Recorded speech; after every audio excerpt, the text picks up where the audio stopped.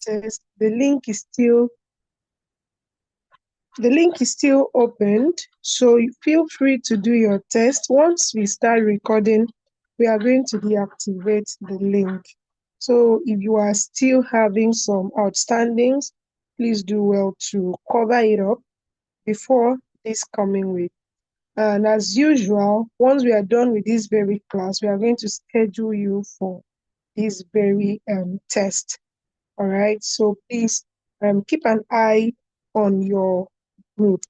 Thank you so much.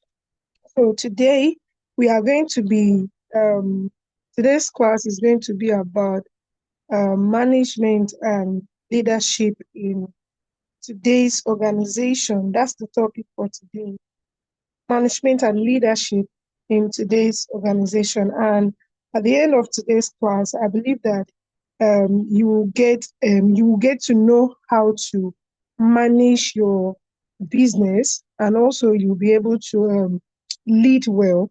So this powerful session will equip you with essential insights into effective management and leadership strategies that are relevant and impactful in today's organization, not only in the local organization, in the modern organization as well. So I believe that our trainer is ready for us today. And without further waste of time, I will be introducing our trainer in the person of our project coordinator, Miss Edith Ugochukwu. Hello, ma'am, are you there? Yes, I am here.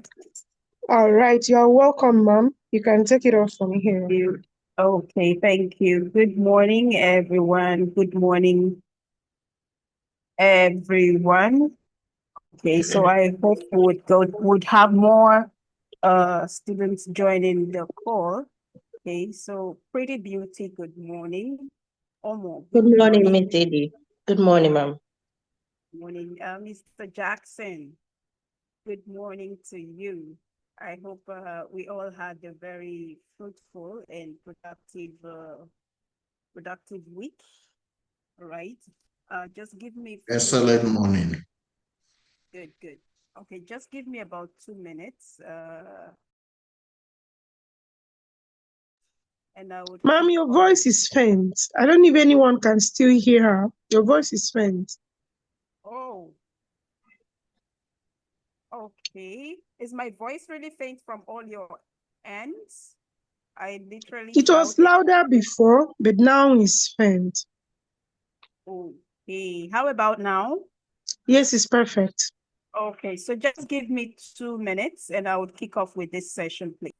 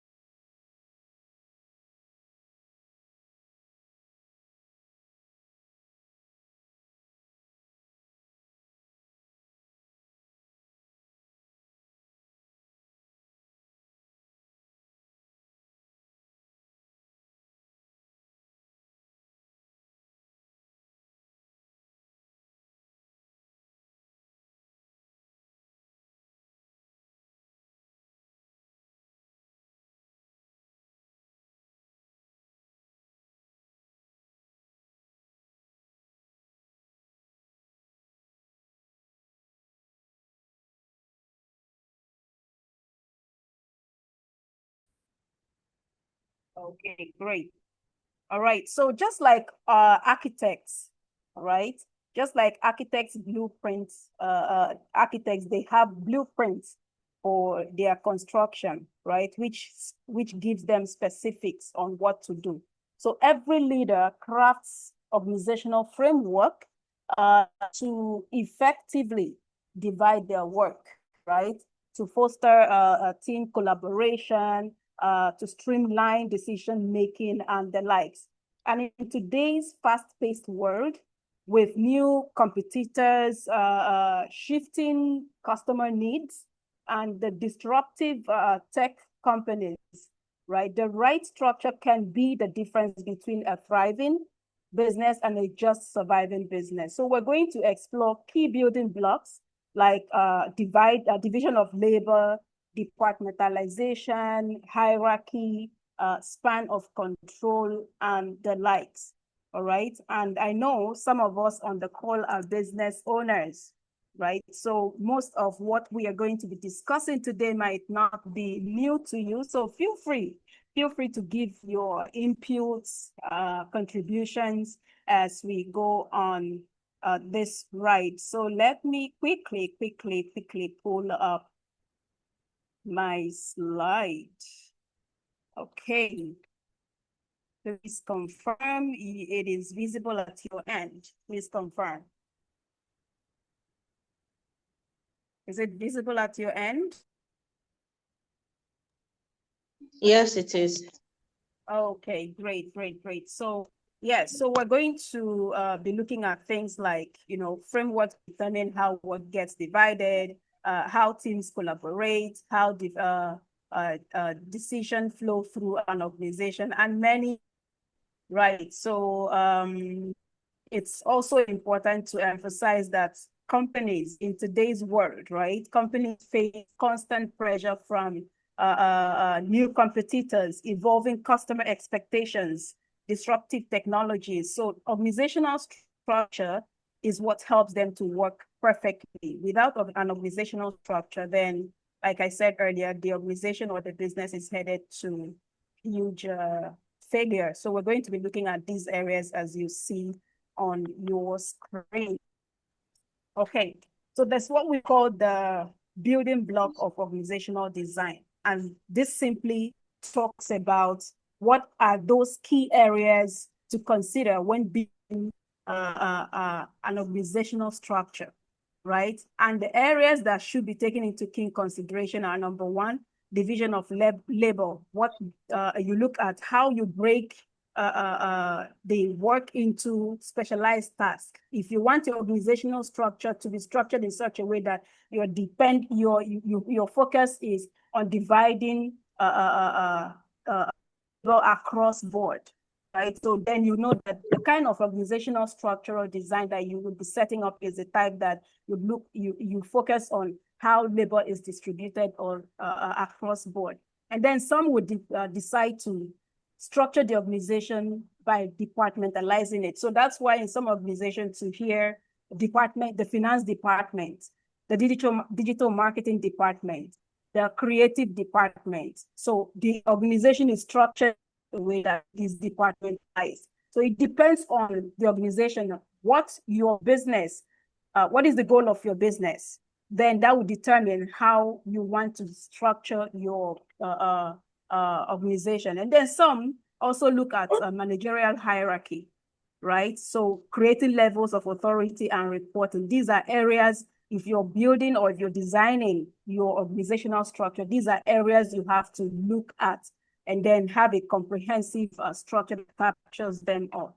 Okay, and then some you also factor in the span of control, right? Determining the team size. If your team size is 50, then you factor it into consideration when you are designing your organizational structure. And then you also look at centralization, how decision making power, where or decision making power resides. Do you want power or decision making to be in the hands of the line managers? Do you want a top-down approach?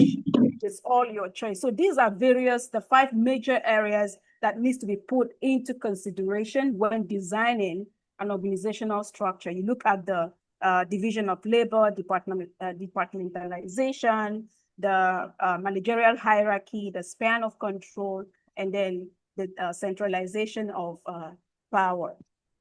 Okay, so having said that, right, let's now and take this. That's what we call the traditional departmentalization forms.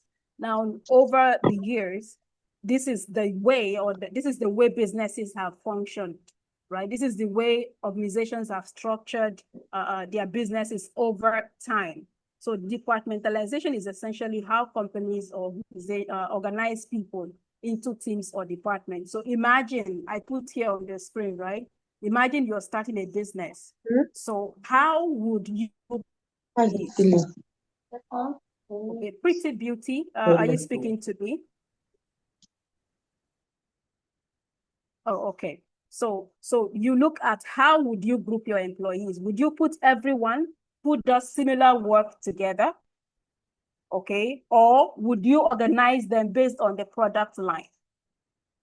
So these approaches have, stood the test of time. This is how organizations have structured their business over time. But the change, there is disruption. Technology has changed a lot of things. Some people now go virtual. It is no longer physical appearance in the office. A lot of things have changed. So the way we used to structure our business in the past may not apply. However, it is important to know that you should structure your business based on the goal of the business, the field in which you play, and that will play a huge role in you deciding what kind of organizational structure you want to operate with. So, however, choosing the right approach depends on your company's specific need, industry, and strategic goals, right? So we have the functional form. So this is based on primary functions performed within a unit. So grouping employees by what they do, such as marketing. So you can, let's say in a marketing department, right? As you've hired your workforce, you have the ones who do the creative designs, the flyers, the logos, and all that. You have the ones who do the digital marketing, right? You have the ones who shoot the videos for promotion and all that. So you decide that, okay, you know what? In this department, all the people who perform tasks that are related should be in one department. Okay, so that means you're looking at their primary functions or the primary functions performed by them, and then you put them as a unit, right? And then some would group based, okay? So some would group based on the goods or services being produced or sold. So you organize them around different product lines. So think of a consumer electronic company that might have separate divisions for smartphones, tablets, laptops. So they segment the operations based on the product that each unit is developing. So those who are developing smartphones will be in one department. Those who are developing tablets should be in one department. Those who are developing laptop. So they decide to structure their business based on the product that each unit is developing, right? And then the other, some would want to departmentalize their process or their business process based on the process is being used, right? So for example, I put here an automotive plant might organize by welding, painting, and final assembly department. So you can decide to departmentalize your structure based on the business process that each unit is specialized on. And then some would departmentalize based on the customer, right? The primary type of customers that are being served. So imagine a bank might have separate divisions for retail customers, small, big, large corporations. So a bank might decide to departmentalize based on the customer that, the different customer that they serve. Okay, and then some would decide to departmentalize based on geographic location. So global companies, of course, you see what I put here. Global companies often structure this way. with separate operations, those in North America, those in Europe, those in Africa, and all that. So that would determine kind of structural, organizational structure that they operate with. So these are examples or key examples of traditional departmentalization. Okay, now let's look at the contemporary organizational structure, right? There are three basic or main contemporary organizational structures, right? We have the matrix structure, we have the committee structure, we have the team-based structure, right? When it comes to matrix structure, this is the combination of two traditional structures simultaneously, right? Such as functional and geographic, or functional and product. So employees may have to report to multiple managers, right? Creating dual chain of command. Now, the good part of it is that this is flexible, but the bad part is that there might be conflict between different managers. So it's integrating different structures into one. Now, some organizations think for a bit, some companies that merged.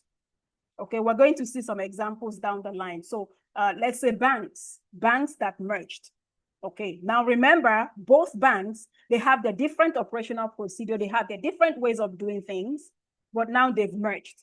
Does it mean they are going to throw away the management of the other bank and then one will just function? They have to integrate. So that makes it a matrix structure. But in the process, okay, there would be flexibility. They report to different managers and, try to cohabit. The different organizations or banks try to cohabit, but the downside to it is that there might be conflict between different managers. But it's actually a flexible structure to operate with, as long as you understand what kind of business you're doing, what the field you're playing in, and what are the business goals, right? Now, we have the committee structure. When we talk about committee structure, it's more of bringing a group of persons together. Some would have advisory board, some would have board of trustees, and the likes. So that's a group, bringing a group together and forming a committee. So often they provide diverse perspectives on important decisions. So they are particularly useful for tracking complex problems that benefit from multiple viewpoints. So some structure the organization by having these boards, and these boards supervise or oversee, from the high level, how the business is run and take critical decisions. And we're going to see advantages and disadvantages of having some of, of these structures anyways. And we have the team-based structures, right? So authority and responsibility are assigned to self-managing groups who have autonomy to carry out their tasks. So team bring together people from different functional areas to collaborate on projects and ongoing operations, fostering innovation and rapid problem solving, right? So in a team-based structure, responsibility are assigned to self-managing groups. So that's why you now see line managers of the team, line managers of the digital marketing team, line managers of the accounting team, and all that. So decision and responsibility is assigned to them. And sometimes in this, if you'd ask me, I'm of the view that in this present time, this is what is prevalent and this is what works in this present time. But like I said, it is important to know the field that you play in, what is the goal of the organization, and then determine what structure works for you. But majority in this present time have shifted from the usual top-down approach, and now they are delegating and having these team leads take decisions. And of course, before you have team leads, you must have trusted their judgment, you must have trusted their way of delivery. Of course, you've tried them before you hand over the responsibility of team lead to them, and then you see that they deliver. Okay, so these are three key contemporary organizational structures that are prevalent in today's business space. Okay, so why team structure? Now, the reason why I had to single this out first is because, like I said, in today's world, this is what most are operating with now because times have changed. Technology has disrupted, and then not just technology, now is AI. So if you have a board of directors who are not tech savvy or who are not AI savvy, and they are the ones to keep directing and giving guides on how the workforce today should operate, but they do not have better understanding of how these things work. Do you actually think that might be a good thing, or would you rather assign team leads who are tech savvy, AI savvy, that you trust and have proven over time that they can deliver, to run and lead the teams and to deliver the objectives of the business? Which would you prefer? Before I go further, let me see. Would you rather have the board of directors who probably could be in their 50s, 60s? Some of them may not be AI savvy, tech savvy, but they are still the ones who direct how these operations run, or how the IT department should do ABC and all that? Or would you rather have people who are AI savvy, tech savvy, to be line managers, to drive the activities of their team and then report to the top management? Which would you prefer? Can I see your response in the chat room? Yeah. Yes, please. Oh, can I respond? Yes, please go ahead. Yes, I prefer the AI tech savvy because they are current with the present day business model, and with that they can be able to move the company forward. And apart from that too, the team members under them, they can be able to relate to them because they are of almost different age bracket, but not that long age bracket, so they can be able to work collaboratively because they know they are still young and they have a whole lot to offer. Great. Thank you very much. Okay, does anybody have anything else to say? Anything else to say? Mr. Jackson, which would you prefer? Can you share your thoughts?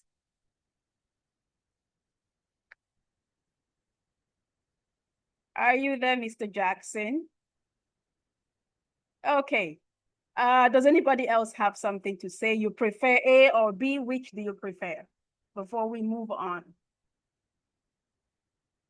Okay. Anyways, we just have to move on. So thank you very much for sharing your thoughts, right? All right, so let me close this chat room.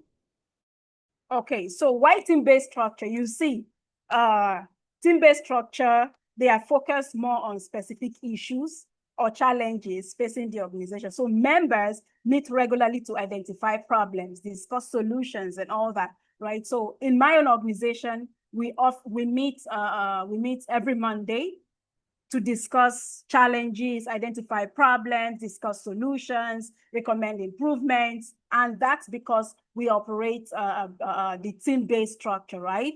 And then, of course, in a team-based structure, you have self-management of teams. So these teams have autonomy in their work. And that's because over time, they have proven that they can deliver. And that's why the management would give them autonomy to deliver or to handle specific tasks based on the department that they operate in, make decisions about task assignments, work method, and just trust their judgment, and you see that they deliver. And that's because over time they've been able to prove this. Then we also have a cross-functional team where employees with diverse skills from different departments collaborate on projects or initiatives. So for example, I put here, launching a new product might require you have the engineers, the marketers, the designers, the finance professionals, all working together from concept to launch the product,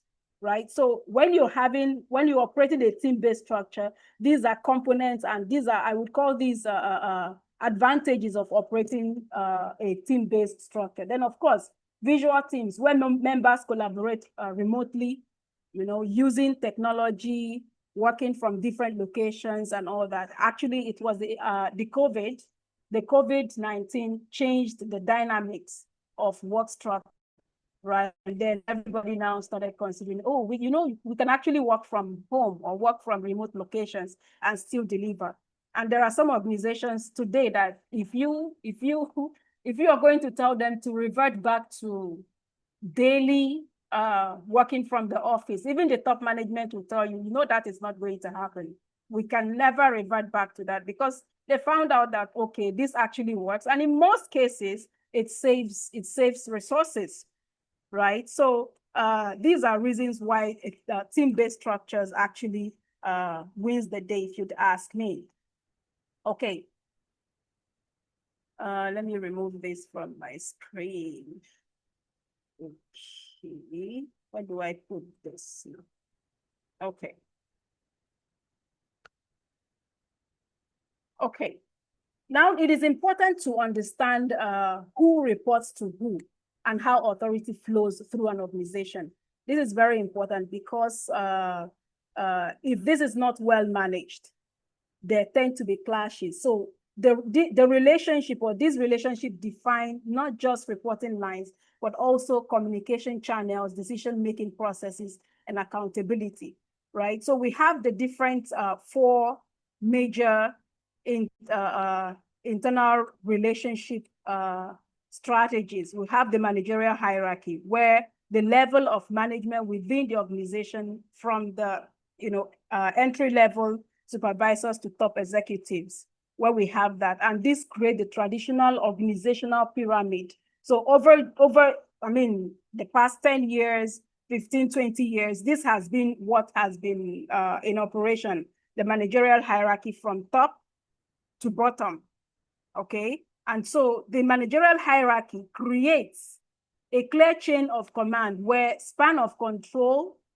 determines how many direct reports, how many direct reports each manager oversees, right? So additionally, I put here, organizations distinguish between line positions, which is those who are directly involved in production or selling products, and its staff, which is those who provide support services. So getting these relationships right will help prevent confusion. So even in the organizational structure, it's also important to look at the internal relationships, because along the line, we're going to see that there are informal managerial positions that automatically creates itself in the course of this conversation. And pointing to that, you'd see, even though these are not line managers, but based on how close they have become as a result of working together, or based on the kind of skills that they have as a result of working together, they tend to now form a group within the organization, and information even circulates faster within them, and they work much better together. So we're going to see that in the course of discussion, right? So line positions, roles directly involved in creating, producing, or selling goods and services. Like in the manufacturing company, this includes the production workers, sales representatives, and their managers. Anyone in direct value chain, those can be put in line positions, right? And then we have the managerial span of control. This is the number of employees the manager directly reports, directly supervises. Okay, so that would also have to be put into consideration, because this actually is another way of forming internal relationship within the business structure. And of course, we have the staff positions, that is roles that provide administrative and support services to line positions. So these are areas that are put into consideration when you're forming an organizational structure, because you need to understand that there would be internal relationships that exist. And actually, it's good to leverage on those internal relationships, even while setting up organizational structures. Okay, so now let's differentiate, or let's compare centralization and decentralization. Now, one of the most functional decisions in organizational design is where decision-making power should reside. So when you're setting up a business as a potential business owner, or even as a business, you have established your business and you're running, I believe that before you established your business, you had thought and you have put in place how how decision-making should flow within the organization. But for those who are yet to start, which is one of the benefits of being going through this course, is because you want to understand different areas as far as business and entrepreneurship is concerned. And today we're looking at organizational structure, right? So it is important to put into consideration and design where decision-making power should reside. So should top executives make most important decisions, or should authority be distributed through the organization? So this is not a 1, 2, 3, and then you make your choice kind of thing. No, you have to critically look into it, and whatever you are deciding, okay, you need to, it's important to put into consideration, like I've mentioned, where the business space you play in, the goal of the business, and that would help you to choose. So if you're choosing a centralized structure, it means that the top management makes most key decisions. It means that senior leaders maintain a broad view of operation. Then it means that you also want to enable tight financial control and consistency. This works well for organizations requiring standardization, and it can be slower. Yes, it can be slower to respond to local market conditions. You know why? Because decision is coming from the top, okay? So what happens when the top management is not available, or if it's a board of executives, and before decisions are taken, they have to meet, discuss, deliberate, and then take decisions. So that can, take a longer process and slow down the response time before actions are being taken. Okay, so of course, this centralized structure, I put here an example, is what operates in the military organizations, because they have strict hierarchy, right? Now, looking at decentralized structure, you see the attributes. Decision-making is pushed down the organizational hierarchy, and it enables faster decision closer to customers and marketers, okay? And then it increases innovation through employee empowerment, right? And then better customer responsiveness and local adaptation, and it requires a strong communication system and coordination. So if you're operating a decentralized organizational structure, then you need to make sure you have strong communication, because if anything goes wrong, there is no strong communication, what happens? Some may be acting based on the previous SOP or the previous instruction dispensed, while there is a new instruction, and some people are operating based on the new instruction, but there was communication gap. So if you are operating a decentralized structure, it is important to make sure you have strong communication system, right? And this is what tech startups and automotive tech startups with automotive product teams operate with. Virtually all tech startups operate with a decentralized structure. So altering the degree of decentralization can significantly enhance organizational success by better aligning decision-making authorities with strategic goals and competitive conditions. So I ask a question here, right? Based on the attributes of centralized structure and decentralized. Now, do not mind that I put an example, military. It doesn't mean that, only the military organizations operate a centralized system or should operate a centralized system. Okay, so different, like I said, your business goals, the field you play in will determine which organizational structure you should have in your organization. So I want to know how many of us are actually existing business owners on the call. You are actually an existing business owner. Let me go to the chat room. So I have a question for you. Don't worry, it's not a difficult question, right? So let me see in the chat room. How many of us on the call are existing business owners? I'm coming to those non-business owners, right? So if you're an existing business owner, please put yes in the chat room. Existing business owners. Okay, Olmo is an existing business owner. Who else is an existing business owner in the class? Who else? I see Isaac. I see Pretty Beauty. Teniola, Shadrach. Okay, so I'm assuming only Olmo is an existing business owner. Okay, so what kind of organizational structure do you have in your business, or do you have operational in your business? Is it centralized or decentralized? Olmo.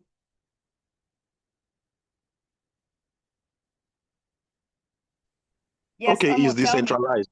Oh, Decentralized. decentralized. Okay, good, Yeah. good. Then the rest, I assume you're non-business owners, but you are an aspiring business owner, right? So which would you prefer to operate with in your business by the time you establish your business? Would you prefer the centralized business structure or the decentralized business structure? Which would you prefer?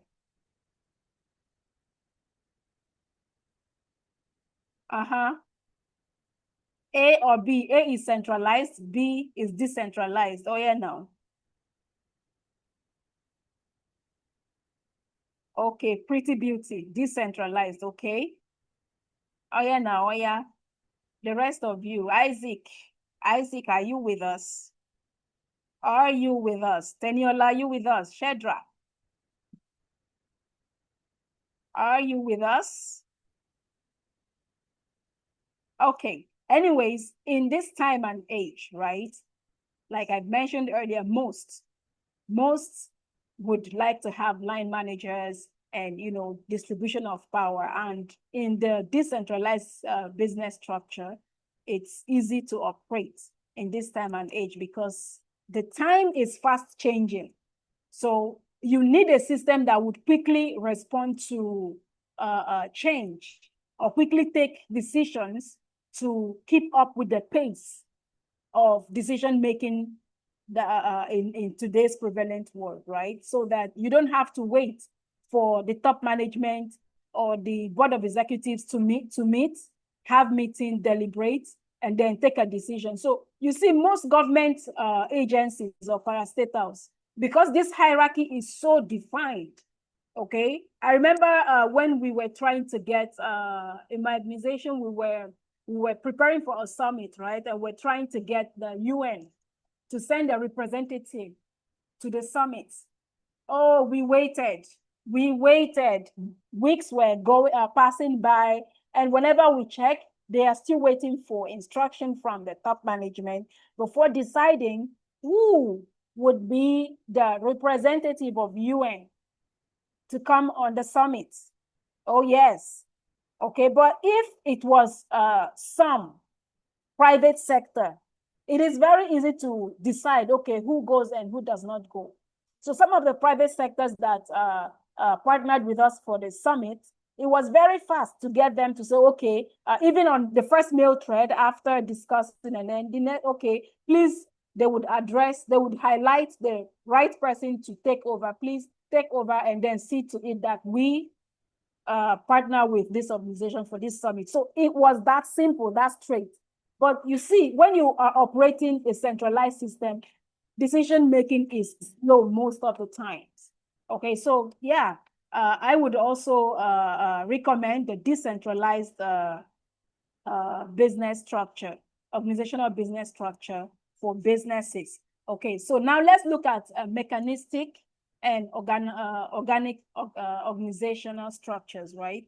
So for the mechanistic organizational structure, there is high specialization, meaning workers focus on narrow, specific tasks, requiring deep expertise. There is rigid departmentalization, which means there is clear boundaries between departments with formal processes. And many management layers, yes, multiple hierarchical levels from frontline to executives. And then there is a narrow span of control, meaning managers oversee relatively few direct reports. Okay, and then there is centralized decision making, which means important decisions made at the top are communicated downwards. Okay, and then of course there's long chain of command, and then tall organizational structure, which results in pyramid-shaped pyramid-shaped hierarchy with many levels. But when you're operating an organic organizational structure, there is no specialization. There is no specialization, meaning employees often wear multiple hats and cross-functional boundaries. And then there is loose departmentalization, meaning there is flexible team structure that adapts to project's need. Few management levels, meaning there is flatter hierarchy with fewer layer between front lines and leadership. And also there is wide span of control, there is decentralized decision-making, short chain of command, obviously, and then flat organizational structure, which of course creates a streamlined hierarchy with rapid decision making. Now, most organizations, right, operate with the organic organizational structure. Why? Because, I mean, in your business, I believe that for Omo, who is already a business owner, I believe that there are some employees of yours who don't just, they always adapt to whatever task that is thrown at them, even if it is outside the job description. But as time goes on, there are tendencies of you passing some tasks to them, because based on their expertise over time, right, you know that they can handle this, but this is actually not part of their JD, but they can handle it and they have the ability of jumping onto the task and getting it delivered. So you see, employees often wear multiple hats across functional boundaries. So most organizations, most companies operate the organic organizational structure within, instead of the mechanistic, which, you know, it is the way it is, and we just have to follow it that way and no change to it. That is for the mechanistic organizational structure. So these two types represent fundamentally different philosophies about how to structure work or manage people. Okay, so I mean, mechanistic organization operates like a well-oiled machine. It's highly structured, predictive, efficient. Of course, it's efficient, but is that what do you think operating the mechanistic organizational structure within your business is what fits in today's dynamic world? If yes, fine and good, go for it, okay? But if no, then go for the organic organizational structure, so that you have a very functional business or organization. Okay, so now let's look at the informal organization, right? While organizational chart shows the formal structure, the official reporting relationship and hierarchies, every organization also has an informal structure that develops. This is the one I mentioned. There is an informal structure, informal organizational structure that naturally develops through social interactions and relationships. So this informal organization can be just as powerful as the formal one, and sometimes even more so. So it includes friendship networks that are formed within the business, okay? Unofficial communication channels. And this is called, it's called Grapevine. You can check that up on ChatGPT or Google or whatever. And then an informal leader who may not hold official management position, but nevertheless influences decisions and operations. So in some organizations, it is quite funny that in some organizations, when this informal organization has been formed, okay, if probably the line manager does not have a good working relationship with the team, and then an instruction is passed or a directive is passed, but because the person who is leading that informal organizational structure decides that, you know what, I will not do it, let heaven fall, I will not do it. But because he or she has decided, those who listen to her or him would also take the same stand. And it's a bad place to be if there is no good working relationship within the organization. And this informal organization that has formed as a result of, interactions and relationships within the organization. When they are not in good working relationship with the line manager, then, the line manager would have a hard time, really. So informal relationships can be between people at the same hierarchical level or between people at different levels and in different departments. So the relationship can be based on connections made inside or outside the workplace. So what are the power of informal, what is the power of this informal network? The informal organization provides a continuous stream of company information through casual conversations, right? Helping employees to stay informed about changes, challenges, and opportunities. Now, this network often operates faster than official communication channels, I tell you, okay? And in spreading news, both be it accurate or inaccurate news, news spreads faster within, news spread faster within the informal network throughout the organization. Okay, so if there is a good working relationship, okay, you see that good, the right or the accurate news would also spread faster through this informal network. And how to manage the informal structure? Oh, smart managers, okay? That's why I mentioned the line manager, if he doesn't have a good working relationship with this informal network, there is big wahala. Okay, so how to manage them? Smart managers recognize and work with the informal organization rather than fighting it. You see, they identify informal leaders and influencers. Okay, tap into the informal communication network to gauge employee sentiment and use these relationships to facilitate change.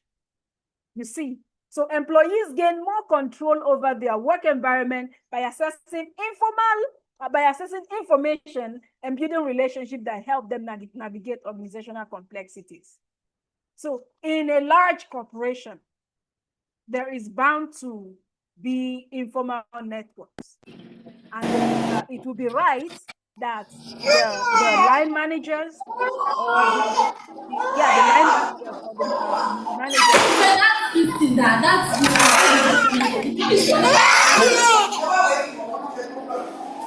Okay, mercy. Okay, good. All right. So it is important that line managers have good working relationship, okay, or department managers have good working relationship with these informal sectors for, a good business relationship or organizational relationship to coexist and, keep moving forward. If you fight the informal network, hard time.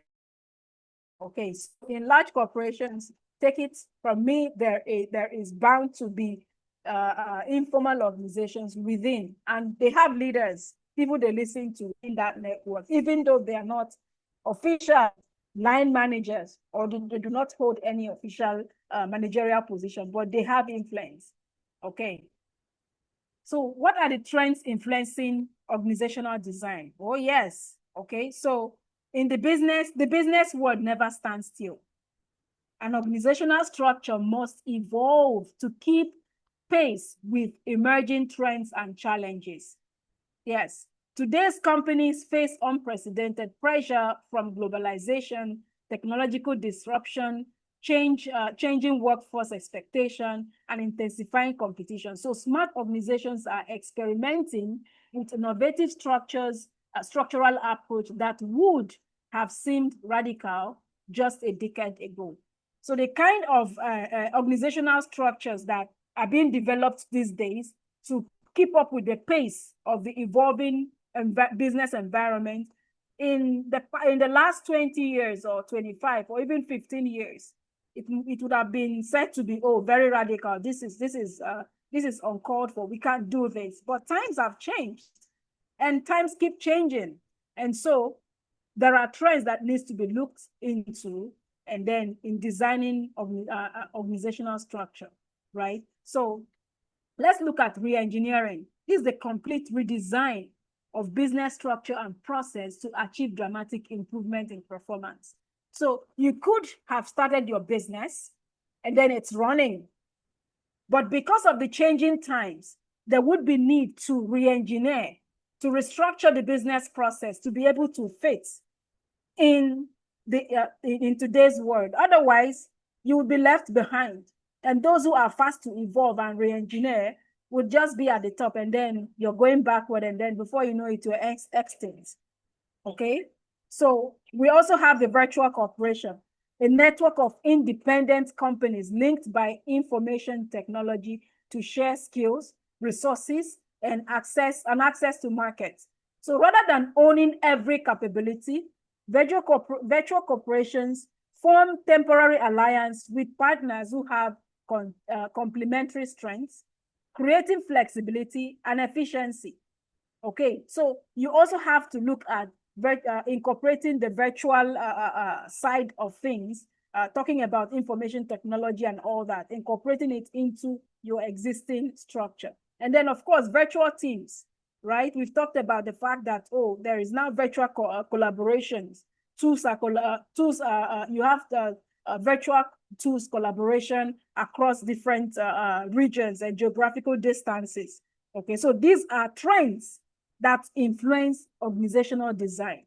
And then outsourcing, okay? Outsourcing, I mean, this is now a big deal, all right? Outsourcing is now a big deal. You can see a small organization, but they do big things. Now, not because they do it themselves directly, but they have outsourced some of the processes. And this was factored in when they were designing the way they would operate, when they were designing their organizational structure. Okay, you know what? This aspect of the business, we would outsource it. So they sign an MOU with the outsourcing company. So they would outsource this side of the business, outsource this side of the business. And at the end of the day, they are doing big things. But when you come to their business outlet, they actually don't look big. But that's because they have incorporated outsourcing into their core business process. And of course, global mergers. There's been a lot of mergers, right? There've been a lot of mergers across businesses. Banks have merged, businesses have merged. We're going to see some of those mergers, right? Businesses have merged, banks have merged. I mean, creating a single cohesive organization from two previously independent entities across national boundaries. That's what global mergers are. So successful global mergers require careful integration, because like I said earlier, these are two organizations that have different modus operandi, right? They have different operational procedure. Now they are going to merge. So it requires careful integration of different organizational cultures. Remember, it could be coming from different geographical regions. So there will be different organizational cultures, different systems, different structures, and all that. So there has to be careful integration of the different organizational cultures and all that for the merger to be very effective. So these are trends that these are trends in influencing organizational structural designs in today's world. Okay, so now let's look at contemporary organizational structures, right? Now, okay. So I have here, okay, I think I have a point I wanted to, okay, yes. So the point the reason I have this here is that I wanted to point out that the shift towards more flexible collaborative structures reflects fundamental change in how work gets done in this 21st century. So projects have become, more complex, requiring diverse expertise, and markets change faster, demanding quicker responses. And employees increasingly expect meaningful work with autonomy and collaboration rather than the usual rigid hierarchies. I tell you, a couple of times or rather, most of the Gen Zs within our organization, they have their own ways of delivering their tasks. And so if you are not in tune with the ways they deliver their task, you may not understand that this is how they are able, this is the best way they function to get the task delivered. And then you would be saying, oh, we used to do this, we should do it like this. But no, times have changed. And the way people reason these days starting from the Gen Zs, have also changed.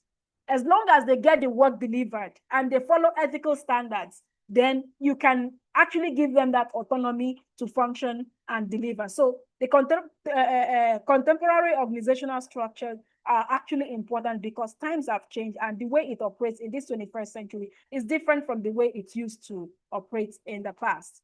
Okay, so looking beyond traditional departmentalization, right? We had seen the matrix structure. We've talked about the matrix structure earlier, but however, this is where newer, more flexible approaches shine.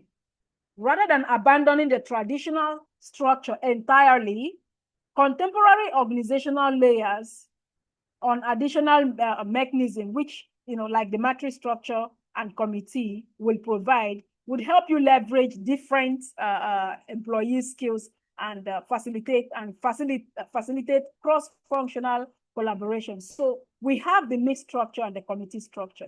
Mixed structure combines functional and product or project dimensions, creating dual reporting relationships. Earlier, we talked about the matrix structure where you have a merger, two different managers or two different organizations merging. They have their different managers and how they work. So they come together and then it creates, these are two organizations coming together. You have different reporting systems, different structures, different organizational functions and all that, right? So when you have the matrix structure, which is a combination of project or product dimensions or functionality, and it creates dual reporting relationships. But the committee structure vests authority in groups rather than individuals for collaborative decision making. So we'll be looking at that as we go further. Now let's look at the matrix structure. Okay, remember, because these are maybe two organizations that has come together, there is dual reporting.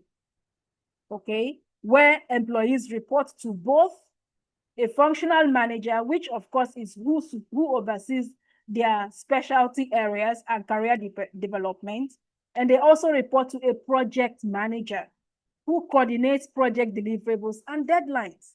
So this requires excellent communication, like we've said before, and excellent negotiation skills to balance competing demands. So imagine where you have to report to your line manager and you have to report to the project manager. So you see, you have two different managers that you report to, courtesy of a merger, or courtesy of putting two systems together. Now you have these two managers to report to. It is important that communication line is kept open, because if you had communicated with manager A and then manager B is not aware of what has been communicated to manager A, and then that could lead to a challenge within the team. So it's important that communication is kept open. There's excellent communication and excellent negotiation skills. And then there is also it is also project focused. So ideal for special projects requiring diverse skills and expertise from multiple functional areas working together intensively. The structure enables the flexibility to assemble and disassemble project teams as business need evolves while maintaining functional expertise. So in a matrix structure, let's say there's a project, the organization wins a project, right? And then they decide to set up let's say a project team, okay? And then you have a project manager, like we've seen in the dual reporting system. You have a project manager. So it's easy in this matrix structure. When the project is executed, then you can disable, okay? You can disable or disassemble the set up project team when they are done with their task. So that is how to handle the matrix organizational structure. And then the other one, okay, before we move over to the other one, the advantage of the matrix structure is that there is enhanced teamwork. Absolutely. There is enhanced teamwork. There is efficient use of resources. There is organizational flexibility. there is high performance. You see increased employee ownership because everybody owns their task that is given to them. There is commitment and there is motivation by giving people meaningful influence over project outcome. And of course, there is development opportunities. So because you have assigned a responsibility to someone and you've given him autonomy to use, to use his skills, use his initiatives and get this delivered, it helps them to think faster, think ahead, research, and by so doing, they are improving their interpersonal skills, they are improving their technical skills, to be able to deliver. And by so doing, they are developing their themselves, right? So they have this is the advantage of the matrix system, where the team is able to, figure things out, be able to develop their skills, their mindset around getting these things done. But if it is a situation whereby, the manager says it has to be done this way, every single time that a task is given, everybody looks up to the manager. How should we do it? Nobody will think, or they will not think of figuring it out themselves, right? So they would always look up to somebody. And so that makes them redundant. Their strategic thinking, would go extinct because they're always dependent on the top who would give directives on how this thing is done. But if you allow them to function, to figure it out, to develop their skills in it, it helps them even with their personal development. Okay, so this is the advantage of the matrix system. Now, let's look at the challenges, because it's often said that where there is advantage, there is possibility of disadvantage, right? So, but I have an exception. There's a caveat to it, and that is not for this class. But anyways, majority of the times where there are advantages, there are disadvantages. Okay, so disadvantage or the challenge with matrix structure is that there is power struggle. Let that sink in. There is power struggle. Why? Because, for example, a functional manager might prioritize long-term capability building, while a project manager focuses on hitting immediate deliverables. So both goals are legitimate and they can clash, because the other one is prioritizing long-term capability. Long-term, everything, it is long-term for the functional manager. But for the project manager, the deliverables are immediate, right? So this is one of the challenges with the matrix structure, okay? And then there is confusion and ambiguity. Unclear reporting relationships and job responsibilities leave the team member uncertain about what to prioritize. Okay, and then there is lack of cohesiveness, where communication difficulties amongst team members from different functional areas who may use different terminologies, have different working styles, and focus on different metrics.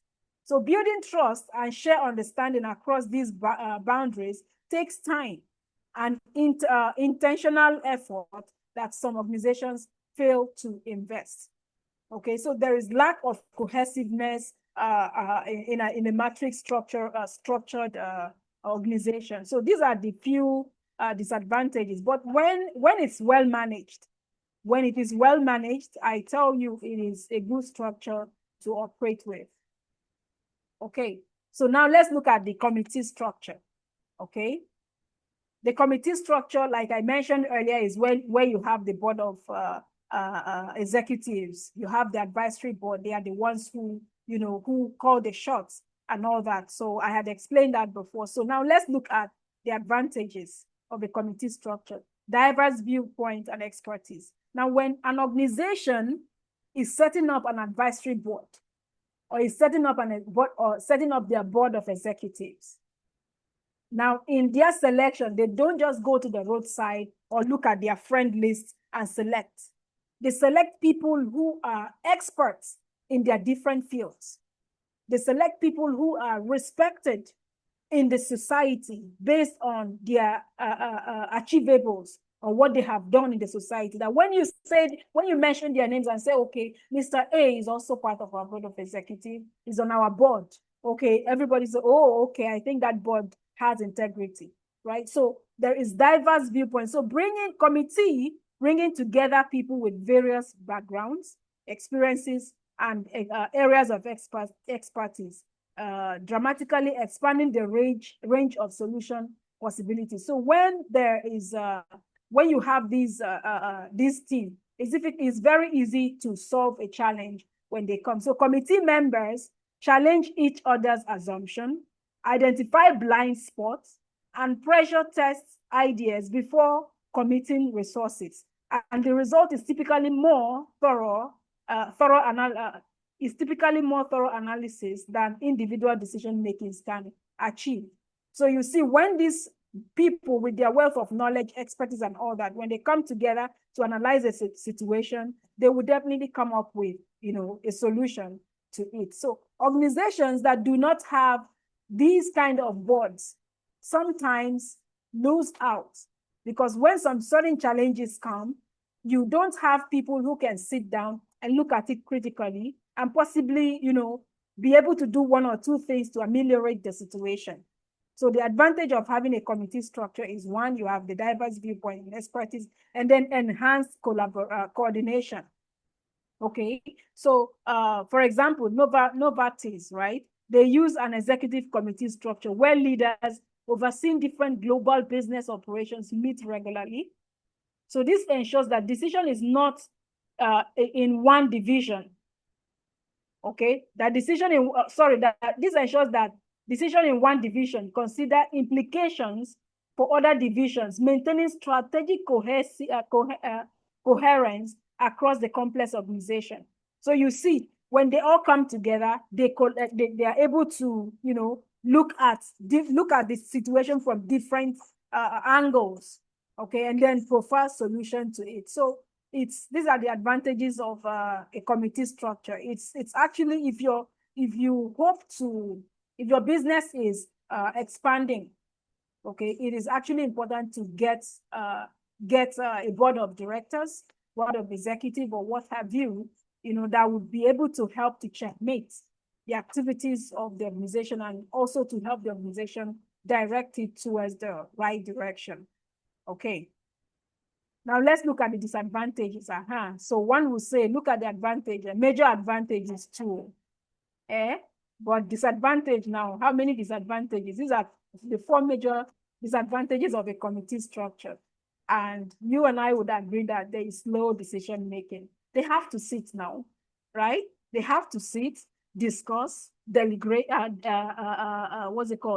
deliberate, and then take a decision. So that will take time, right? And then domination by individuals. So sometimes a single individual, whether through force or personality, formal authority, or superior expertise, dominates committee deliberations. So if on the board, let's take this example, right? So if on the board, you have one let's say on your business advisory board, right? So you have an architect, you have a professor, and then you have the richest man in your community, okay, on that board. And people tend to respect the richest man in your community. And so he's on your board of directors, right?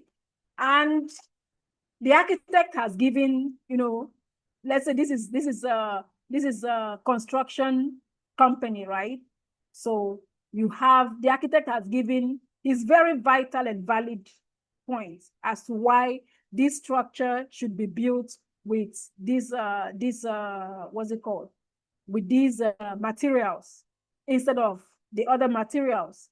And it's valid, okay? So the professor has his own views, right? And then the richest man in the community who is in your board, because he is well respected and he's the richest, by the way, right?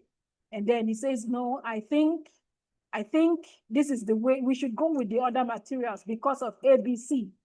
He does not have structural knowledge when it comes to construction and all that, right? But he's the richest man, right? And he's well respected.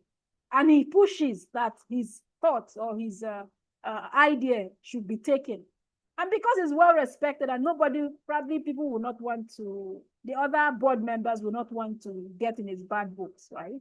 And then they tend to listen to him, even though it may not be the right decision to take, right? So you see, there is domination by individuals when you have the committee structure operational in your business. So this is one of the disadvantages. And then diffuse accountability. This one, okay? So when decisions are made collectively, it becomes difficult to hold a single individual accountable for outcomes. Very simple, right? Very simple. So this can lead to the committee members taking less personal responsibility, knowing that any blame will be shared across group. So it also complicates performance evaluation and reward system. So this is one other disadvantage of a committee structure. And then we have inefficient meetings. Oh yes, when the board meets, oh boy, let me see. When you are being called for a board meeting, let me see. For those of us who work for organizations, right? When you're being called for a board meeting, is it usually a quick meeting and then everybody disperses and goes to do their daily activity? Or is it really very elongated? Let me see, maybe it's different for some people. Oh yeah, now, let's use the chat room, please. When a board meeting is called and have you been in a board meeting, and if yes, tell me, is it usually elongated or it's usually very quick and everybody disperses and goes back to their activities? Or if you're a board member here, please tell us, the board meetings, are they usually very quick and precise, or are they elongated? Can someone tell me, please? Yes, you can unmute or you can put in the chat room.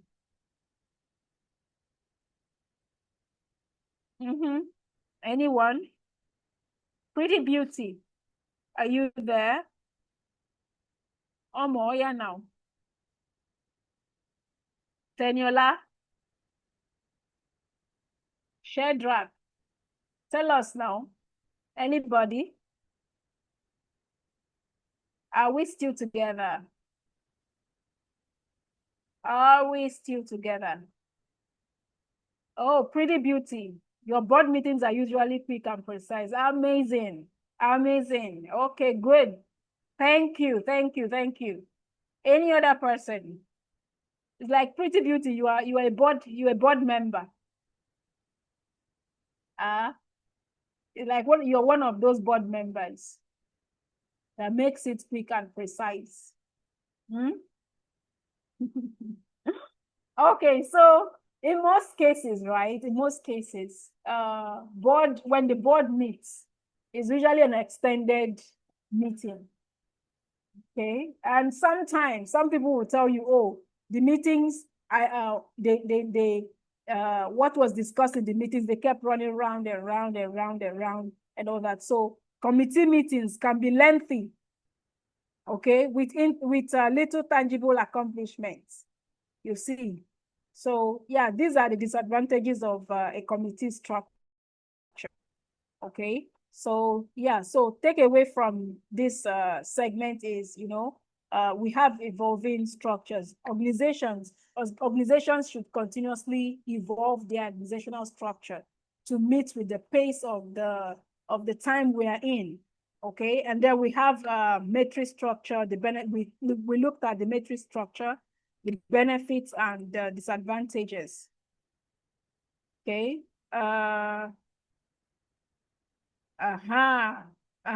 You see, I said it now, Pretty Beauty. Yeah. Okay, so you definitely would be one of those that would say, you know what, can we make it quick and precise so we can all go back to our activities. Okay, yeah. All right, so yes, and then we looked at the committee roles and all that. So let's move on to enhancing motivation and performance through teams. Okay, in today's work space, companies are discovering that teams are the secret ingredient to success. Simple. Unlike before this time, you don't have team leads. Before this time, you don't have teams that oversee this and that. It's a rigid structure. But today, in today's workspace, companies are discovering that teams are the secret ingredient to success. So why teams? To understand why team works so well, we'll first need to explore how a group of people naturally behave when they come together. All right, so let's start. Let's start. In order to understand team behavior, teams are special kinds of group. A group is simply two or more people working together towards a shared goal, right? And then there are two flavors to it. We have the formal group and the informal group. So we've talked about the informal group. The formal group are the officially created groups by the organization, okay? The likes of the marketing department, the project team, the accounting department, and all that. And then the informal groups, like you said before, they are formed based on friendships and social connections. And groups don't exist in a vacuum. They are shaped by the company's culture, available resources, individual personalities, unwritten rules, group sizes, and how tightly knit members feel. Okay, so what are the powers, or let's look at the powers of cohesiveness rather. Of course, we can see cohesiveness measures how much team members can stick together and resist outside influences. Now, the impact on results when you have a cohesive power is that when teams set high standards for themselves, cohesiveness becomes a productivity superpower because everybody pushes each other to do their best. Okay, and then in building cohesiveness, the teams, you need to keep the team small. Okay, you need to align personal, and then there should be alignments of personal and team goals. And you need to give the team prestige and status and reward the whole team, not just an individual. So if you have a team working on a project and there's an achievement that was made, you need to reward the whole team. Do not call out just an individual. You need to reward the whole team. Okay, and then it creates healthy competition with other teams. So what are the benefits? There is high productivity. There is better self-esteem because everybody is relevant. Okay, there is increased loyalty, of course, less turnover. So the potential downside is that sometimes teams can become too insulated, resisting change or clashing with other teams. So these are the downside to it. If a team can be so closely knit together that when they take a decision that they're not going to do this, come rain, come shine, then they end up not doing it. So that is one of the downsides to, to having a cohesive team. All right. So now let's look at work groups versus work team. These are two different things. Okay, they might sound the same, but they are two different things. Now, work groups, okay, they are in work groups, members share information and resources, but work independently, meaning everyone has their own tasks and responsibilities. Okay, for example, a sales department where each person have their own territory and quota. They are a work group, but each person have their own responsibilities.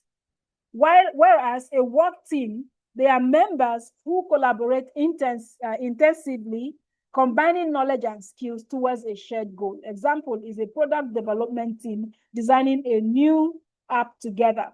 So they have to collaborate and work as a team before they proceed with every step.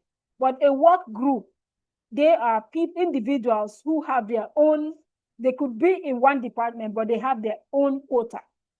So let's say for some marketing departments, let's say in a bank, okay, or call it either marketing or business development, I don't know what they call it, right? So everybody have their quota.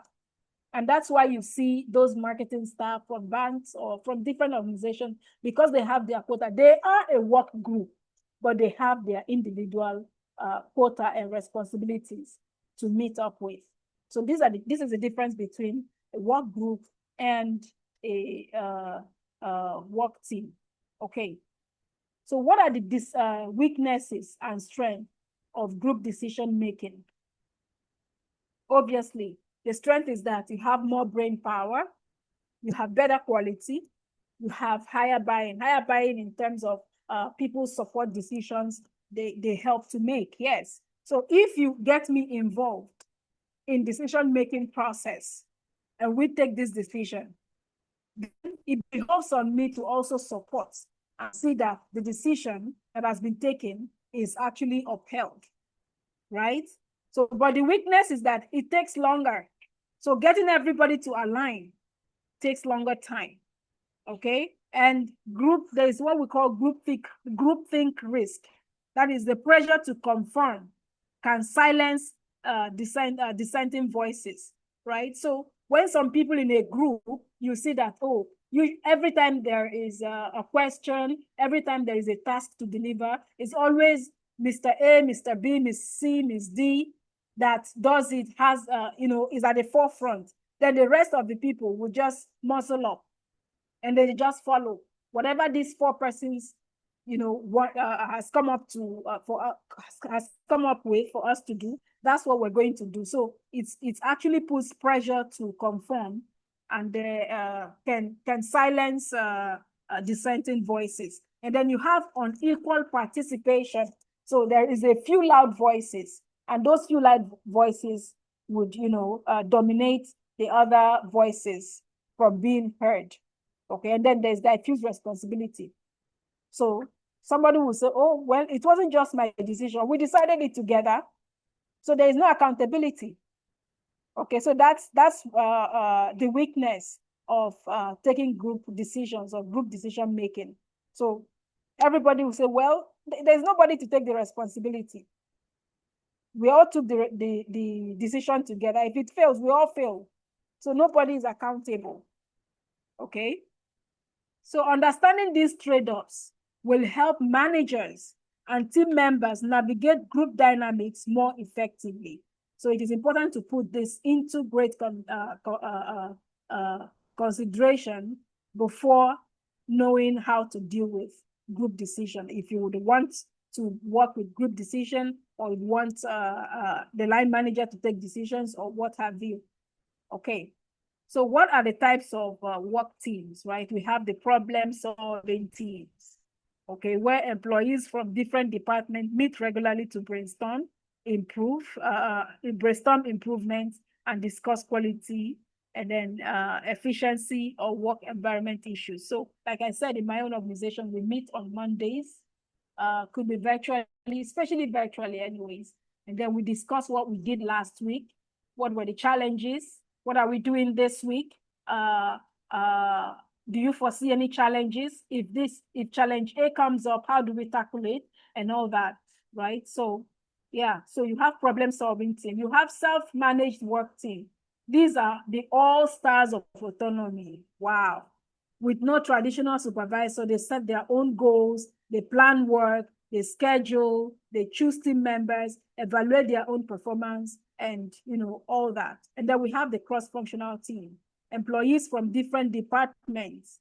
It could be from marketing department, engineering department, finance department. They come together to tackle complex projects. They bring diverse expertise and resources to solve problems no single department could handle, problems that no single department could handle.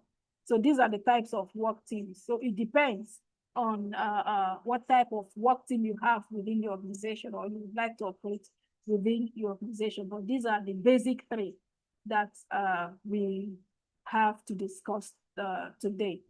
So now, how do you manage how do you manage, or rather, let's keep it at that, self-managed teams in action, right? So I have examples here. In 2013,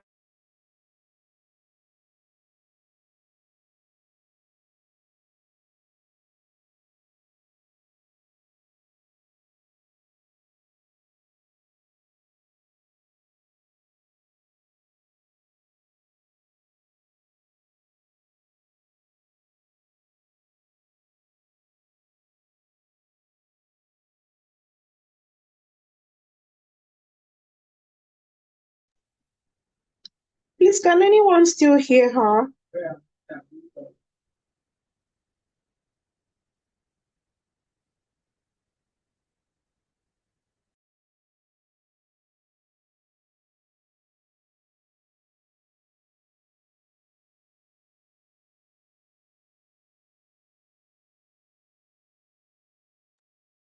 I think we lost her. Hello, can anyone hear me? Yes, yes. Okay, thank you. I was thinking it's from my end. Please hold on. Let's try to get her back on the call. I think it's network. Thank you.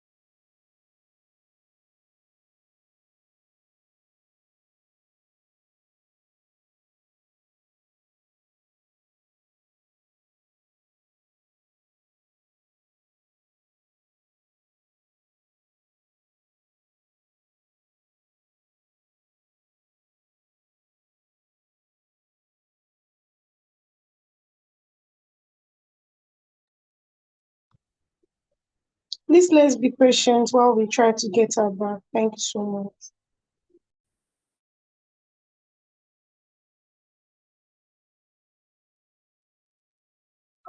Okay, sorry about that. I don't know, my internet went off.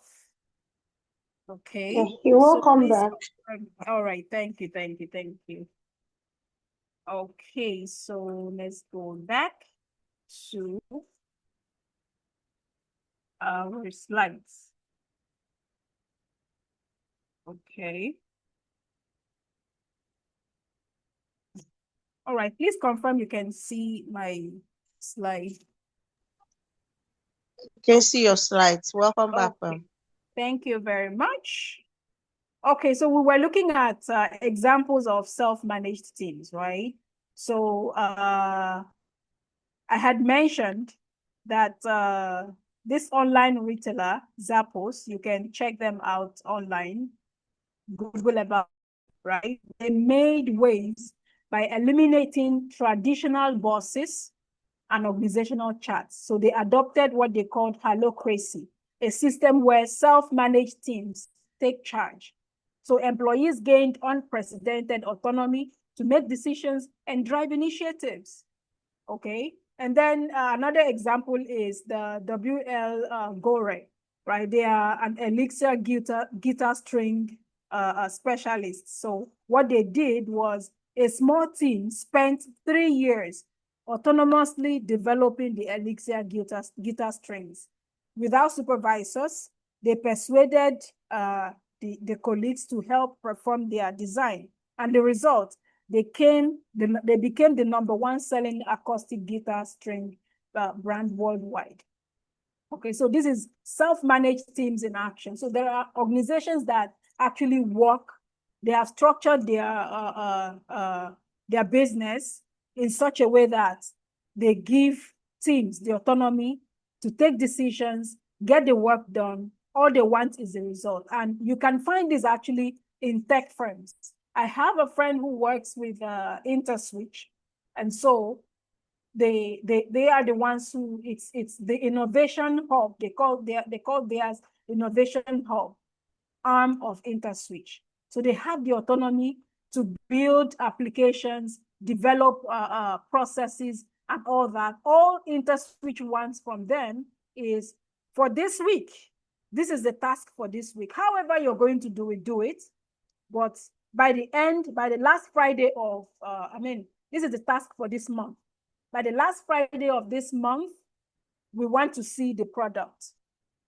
So that's a self-managed team in action.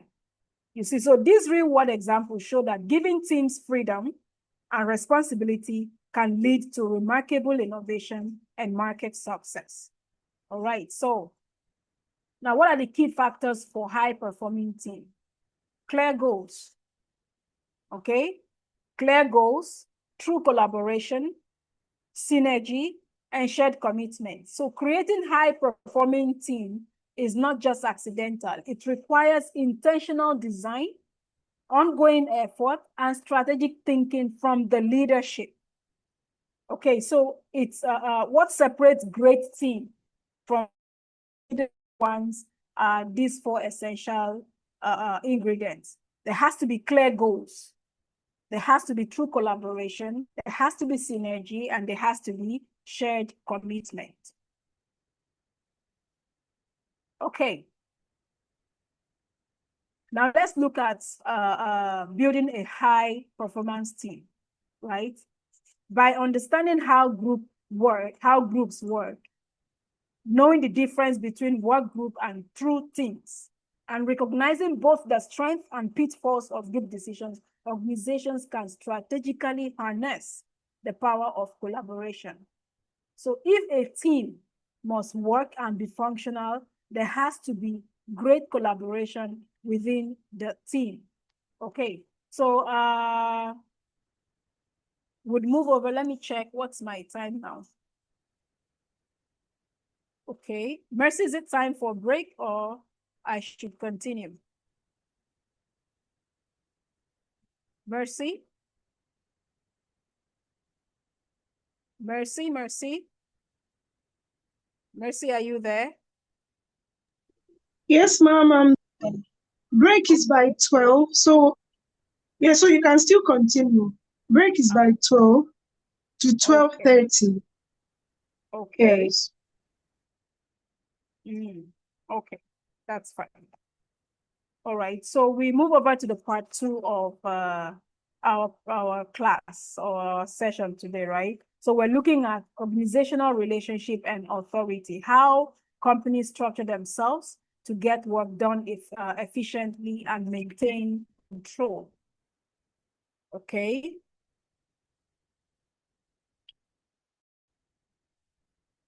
All right. So in this section, we would explore the different ways companies rate these structures and what they mean for employees at every level. So let's start. The managerial hierarchy. This is the usual. I believe this is not strange. This is the usual pyramid.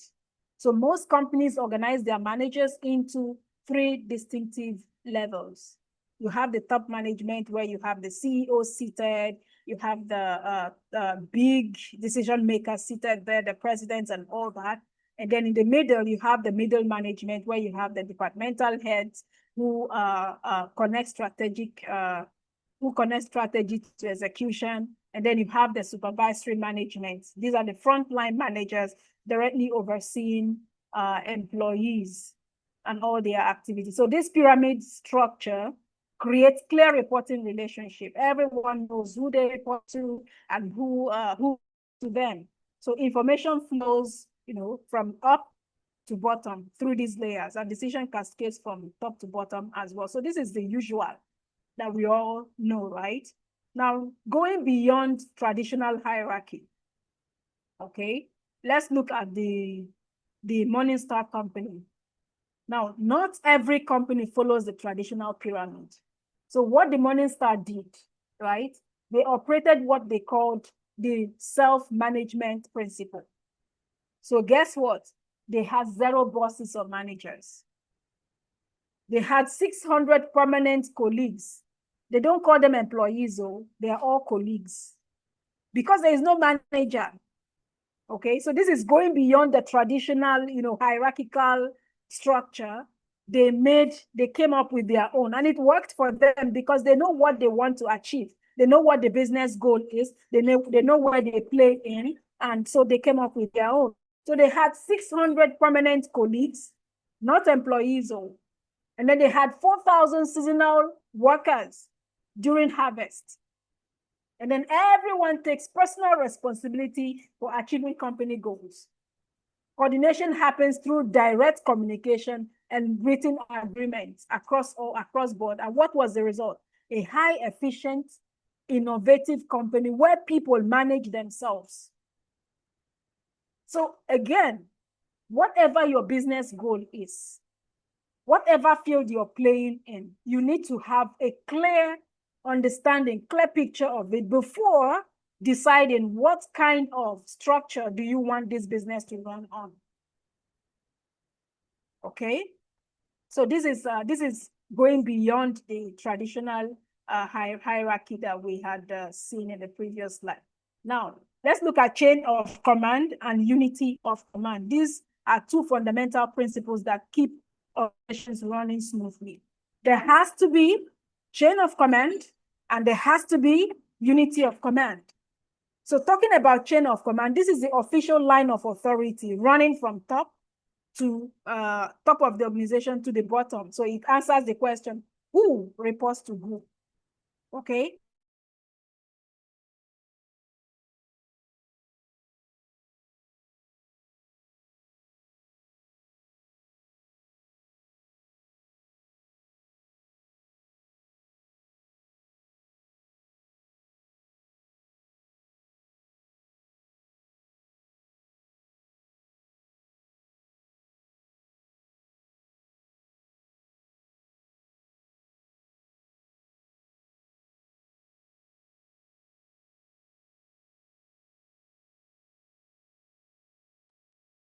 Hello, Ma, are you still there?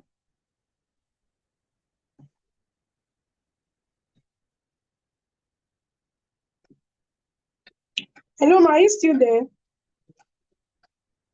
Oh, I think we've lost her again. Please, let's be patient. I think her network is giving her issue. Let's try to get her back.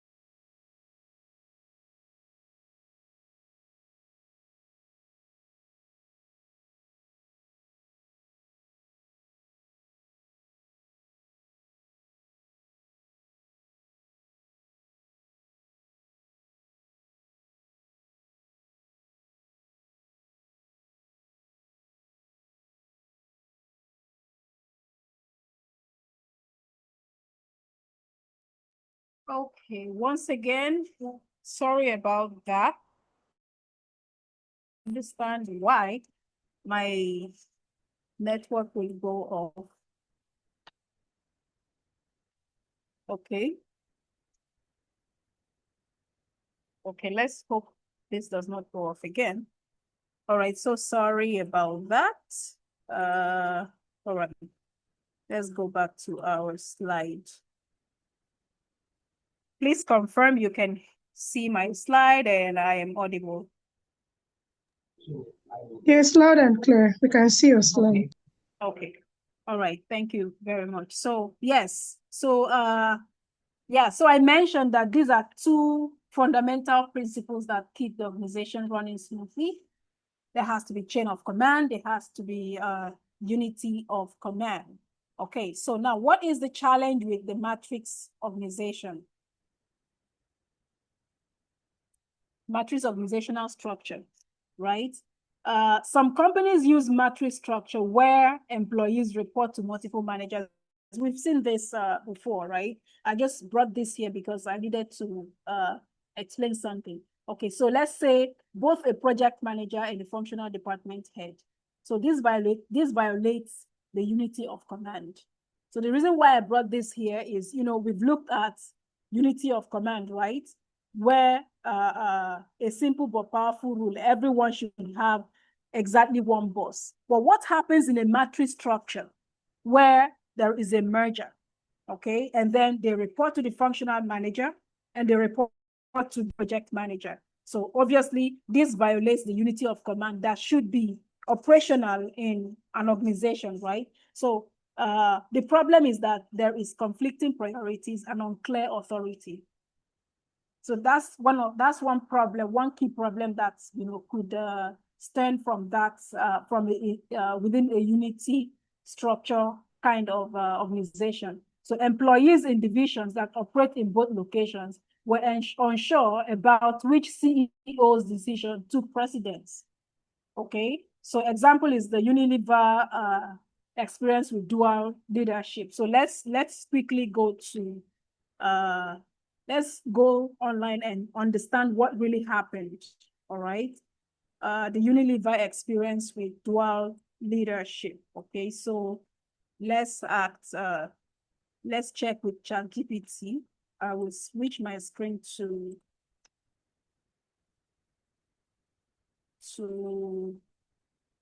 my ChatGPT and let's see what it has to say about that. Okay. Okay, so let's ask ChatGPT.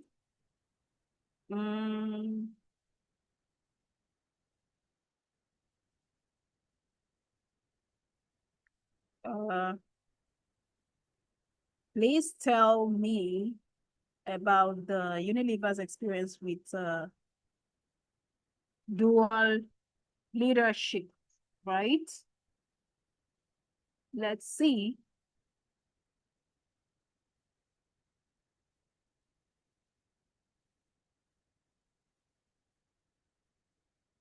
Okay, so it says that for most of its modern history, right, Unilever operated under a dual legal or corporate structure.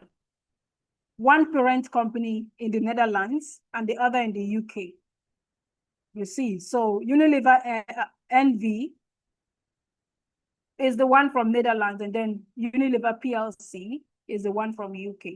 So although they are legally separate, these two entities share the same economic interests, the same directors, consistent accounting policies, and coordinated divided policies through cross shareholdings and special agreements. So operationally, Unilever tried to treat its global business as a single economic entity rather than two completely independent companies. Hence, dual leadership or structure refers more to the legal and shareholder entity architecture than a fully independent dual management operations, right? So the challenges, there's complexity and inefficiency, slower decision-making, weaker unified strategy, corporate governance and shareholder ambiguity, right? And then perception by investors and analysts. So meaning by early 2000s, many viewed the dual-headed structure as outdated, you see. So in short, while the dual structure had historical legal rationales, over time it became a source of strategic friction and inefficiency. So they did have a challenge with running a dual leadership structure, but over time they were able to, conquer the challenge, and they operated effectively with that structure. Okay, so let's go back to our slide, right? So I had to put that example there to buttress the challenges being faced when you operate the matrix organizational structure, especially under the fact that, every business should have a chain of command and unity. That is, everyone reports to one boss. But hey, when you have mergers like that, like we've already established, there's the conflict, and unclear authority, right? But if it is well managed, it is very flexible and highly efficient. So matrix structure can work, but they require exceptional communication and clearly defined roles to avoid confusion and conflict. So if the communication is not great, if the roles are not clearly defined, then there would be confusion and conflict. When you get these two aspects right, then you're good to go. Right. Okay. So now let's look at delegation or authority and accountability. These three are interconnected concepts that make organizations function. Authority is the legitimate power granted by your position to make decisions, give orders, and expect compliance. Okay, it's official power. It is official power that comes with your job title. Okay, and then delegation, when managers assign some of their authority or responsibility to subordinates. So that means you're trusting someone else to handle your task and make decisions, but you are still accountable for the outcome. Yes. Okay, because at the end of the day, you who is the leader, my boss used to say, or my boss usually says, right? If your team fails, if you have a bad team, it means you are a bad leader. If you have a bad team, it means you are a bad leader. Starting from where you hired, starting from how you train them, starting from how you handle them and all that, it means you are a bad leader. So you should go back, sit down and think, where did you get it wrong? You have done something wrong, definitely. It could be if you have that staff who is, over time, who is inefficient, okay? It means that even from the hiring process, you did not pay attention and you hired the wrong person. So is it the fault of the person whom you hired? No, it is your fault. So if your team are having problems communicating with you, it means you are having you have not taught them how to communicate with you. The problem is yours. So if you are going to delegate as well, and then make sure you're ready to take responsibility when the people you delegated the job to do a bad job. Okay, and then of course, accountability, being answerable for results. You can delegate authorities downward, but accountability flows upward. No doubt about that. You can't even debate that. So if they do well, good. If they do well, it is the team. The team, it's a team effort. But when they fail, it's you, the leader, that will take the fall. You can't blame them because it is you who have led them to that failure. Even if you like, you can argue it and say, oh, you did all your best. But, well, your best was not enough. Do you agree with me? Who has a different thought? Let me see. Who has a different thought? If your team wins, it's a team win, right? Everybody is praised. But If your team, the team that you lead, if they fail, so you take the fall. Who agrees with that? Or you have a different opinion, or you share with us? And also my boss that would say, oh, if you have a bad team, then you're a bad leader. Do you agree with that? Oh, yeah, now someone please tell me. You I can agree unmute with and you. speak. Aha, okay. Okay. Yeah, so that's why if you're choosing who is going to be if you're choosing whom to delegate to, you have to shine your eyes. You have to make sure that this person, can represent you. You have trained this person, and then be willing to take the fall if anything goes wrong. You don't need to, you don't need to blame. You don't need to pass blames. And one of the things that I would do is, okay, so if my team fails and probably we are in a management meeting, and then for some reasons we had to have some of the subordinates on the call, and then because they needed to answer to one or two things, when there is a backlash, right?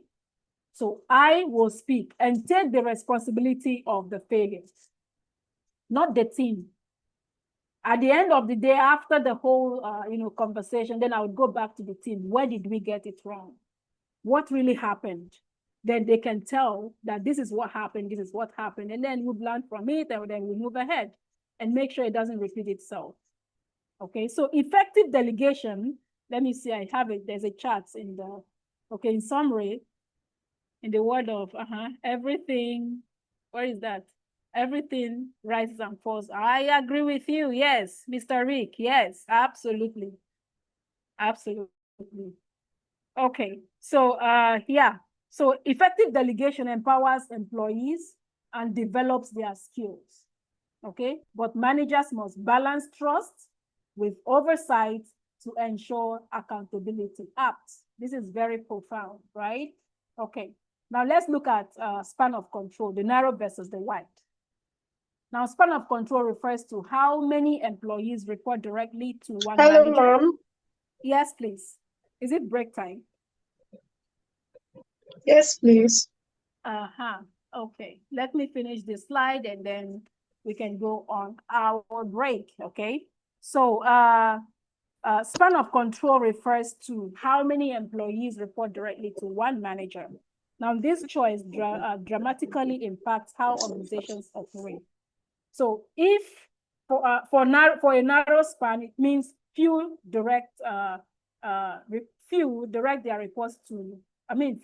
reports per manager. So that means you have more layers in the organization, close supervision and high control, slower decision making, more effective, or more managers are needed, more expensive because more managers are needed, and less employees autonomy. Why the wide span? You have many direct reports per manager. This is where you have a flattened organizational structure, less oversight, faster decision-making, lower cost, and high job satisfaction through autonomy. So there is no one right answer, actually. It depends on the work being done and the employee's skill level. Okay? So these are the two. This is the difference between a narrow span and a wide span. Okay? You have the few direct reports, few direct their reports to one manager, and then many direct their reports to one manager. So you just, these are the difference between both. So we'll go on our break now. Mercy, when are we coming back? Let me see. We'll be back at exactly 12:30. Okay, 12:30. Thank you so much. All right. See you then at 12:30 and let us round up the session. Okay, so enjoy your short break and please be back on time. Thank you.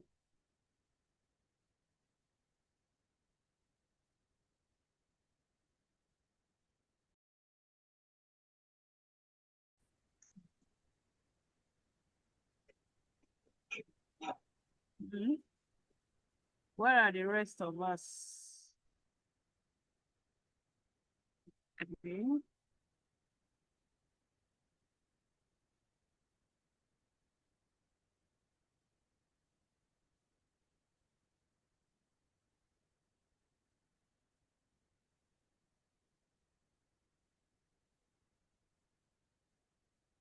All right, so we are going to continue from where we stopped. So we had finished discussing the span of control.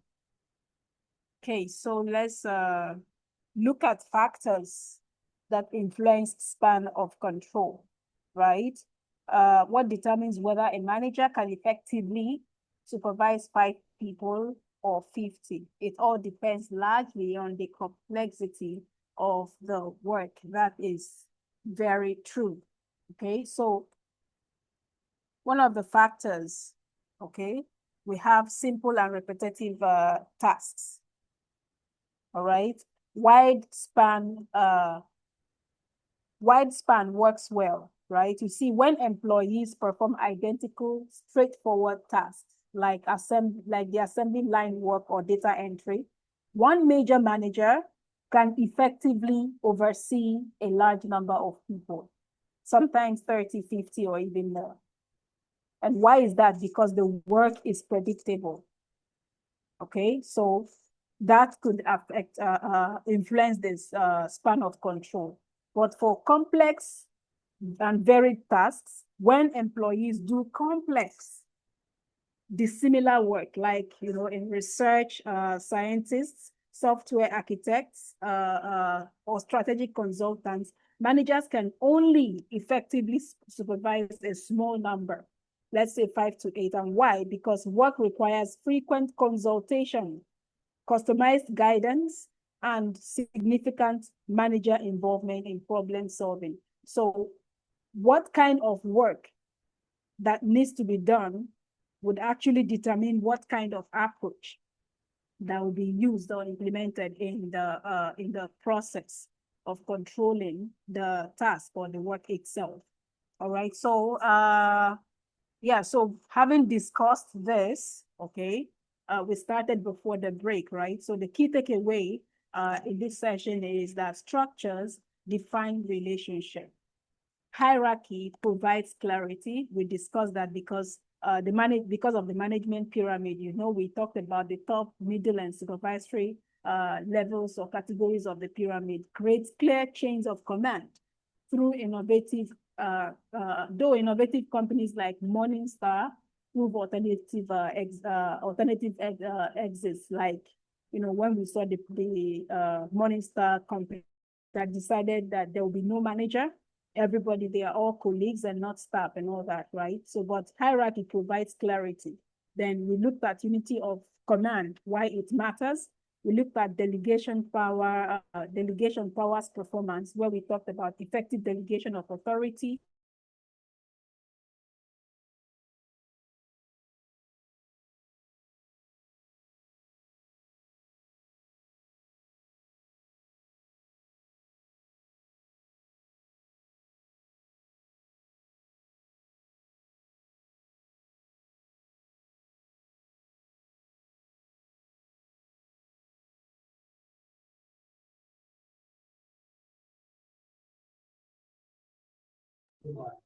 Please, can anyone still hear her?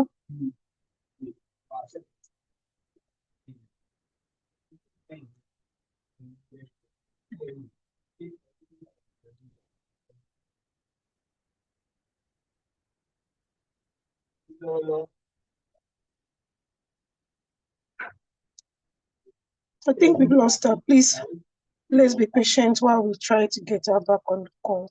Thank you so much.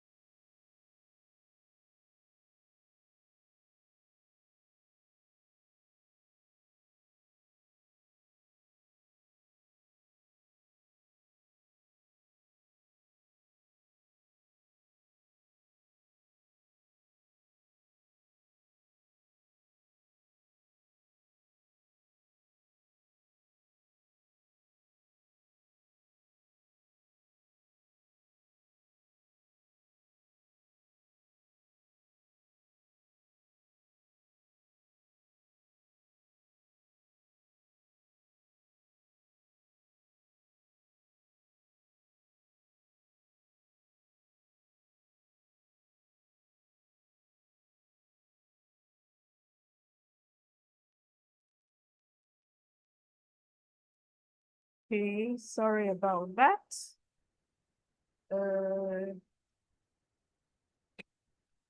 All right, so sorry about that. I can't explain why my file off. All right, so let's continue. Where were we?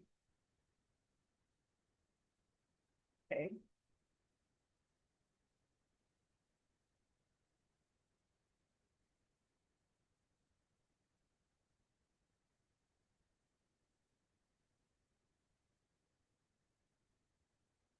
Okay, so we had talked about decentralized and the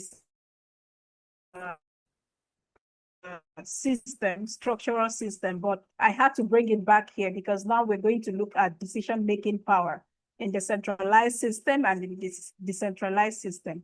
Now, all the important decisions happen at the top when it comes to centralized system. We know that, right? So think of a certain, think of it like a captain steering a ship. One person controls the direction. Now, the good thing about it is that leadership has a complete view of the business and can control spending, can control spending tightly and can reduce costs. But the challenge is that employees do not get to develop their skills in decision making. So I emphasized earlier where, okay, every team member looks up to the line manager or looks up to the manager to share the responsibilities and tell them what to do instead of them figuring it out themselves, developing their skills, developing their mindset to get a solution or get the work done.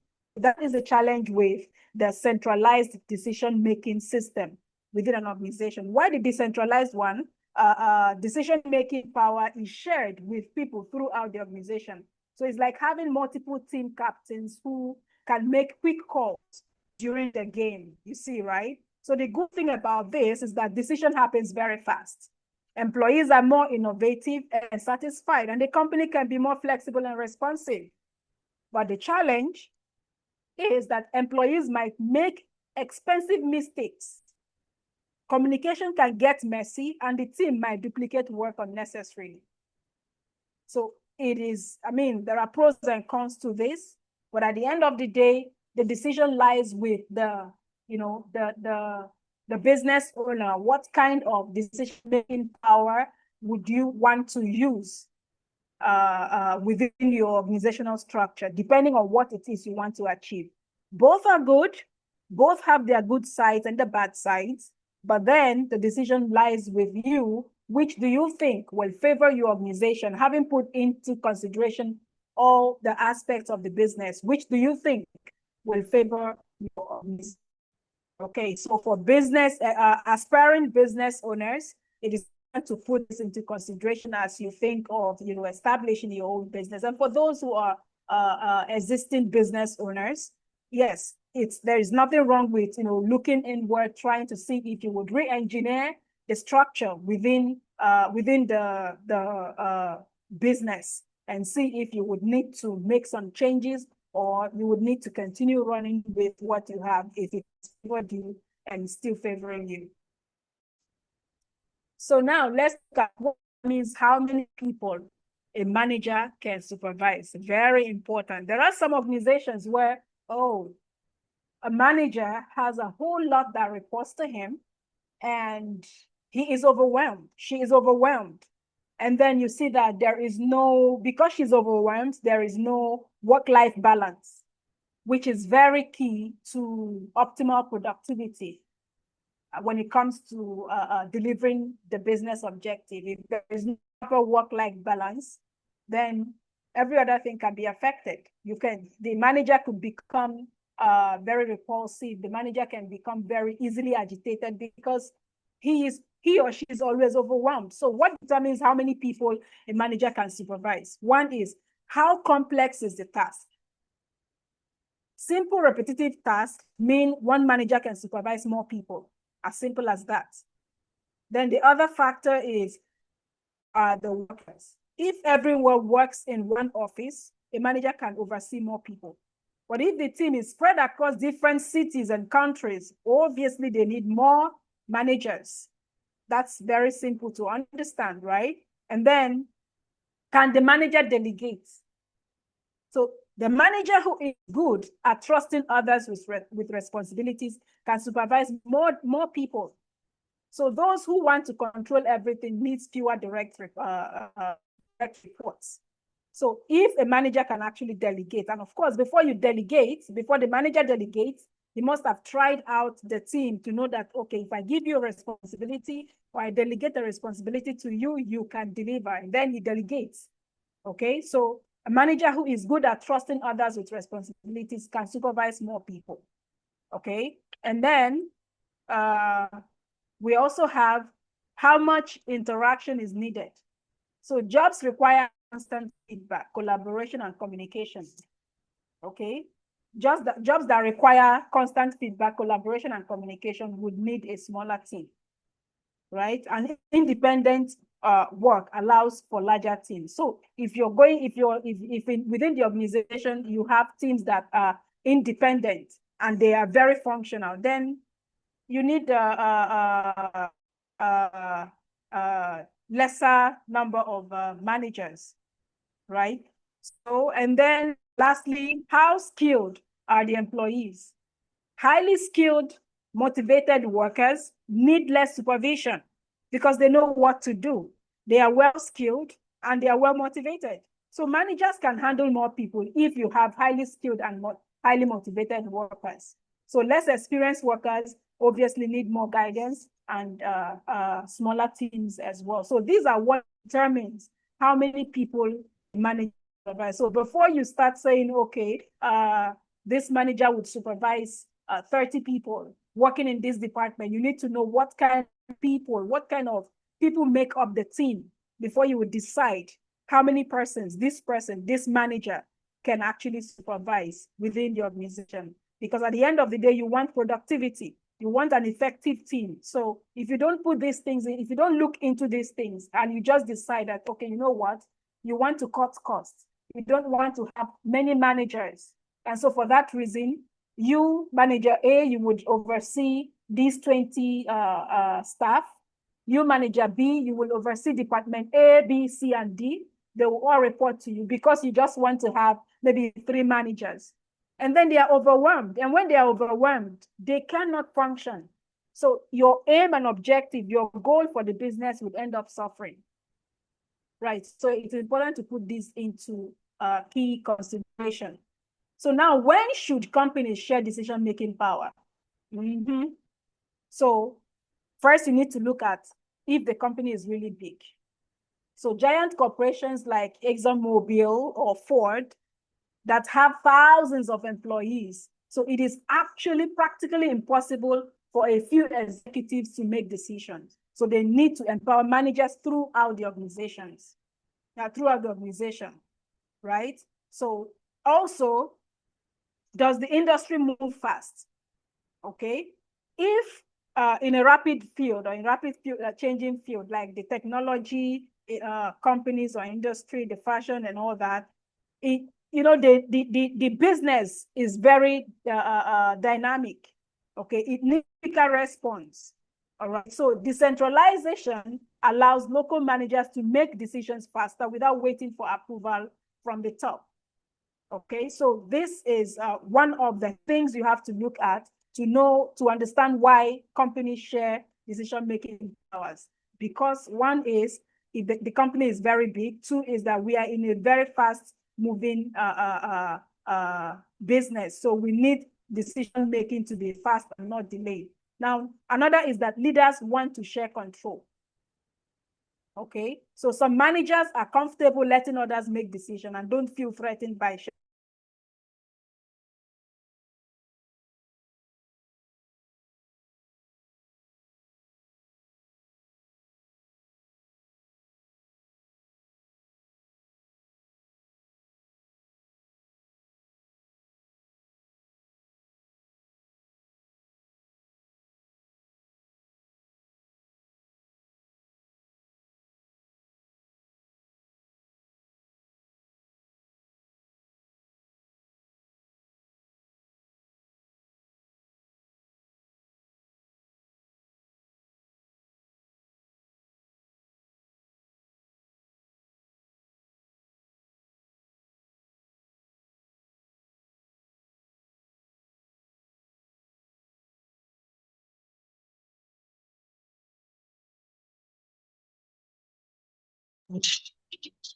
Please, everyone, we really apologize for the fluctuation today.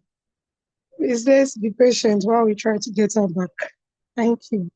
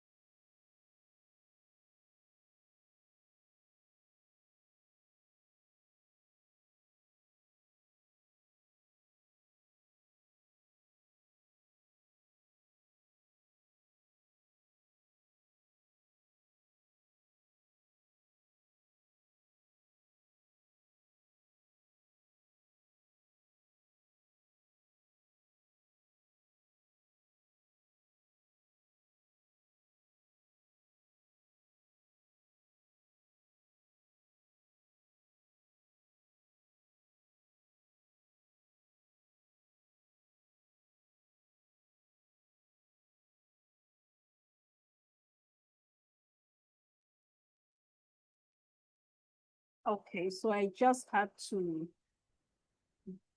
use another Wi-Fi. I mean, MiFi rather, because the MTN is now giving me a challenge. So I've just switched to Airtel. Okay, so sorry about that. We are actually gradually coming to the end of the session. So where were we? Okay, here. Okay, please let me know if I am audible. And you can see my screen.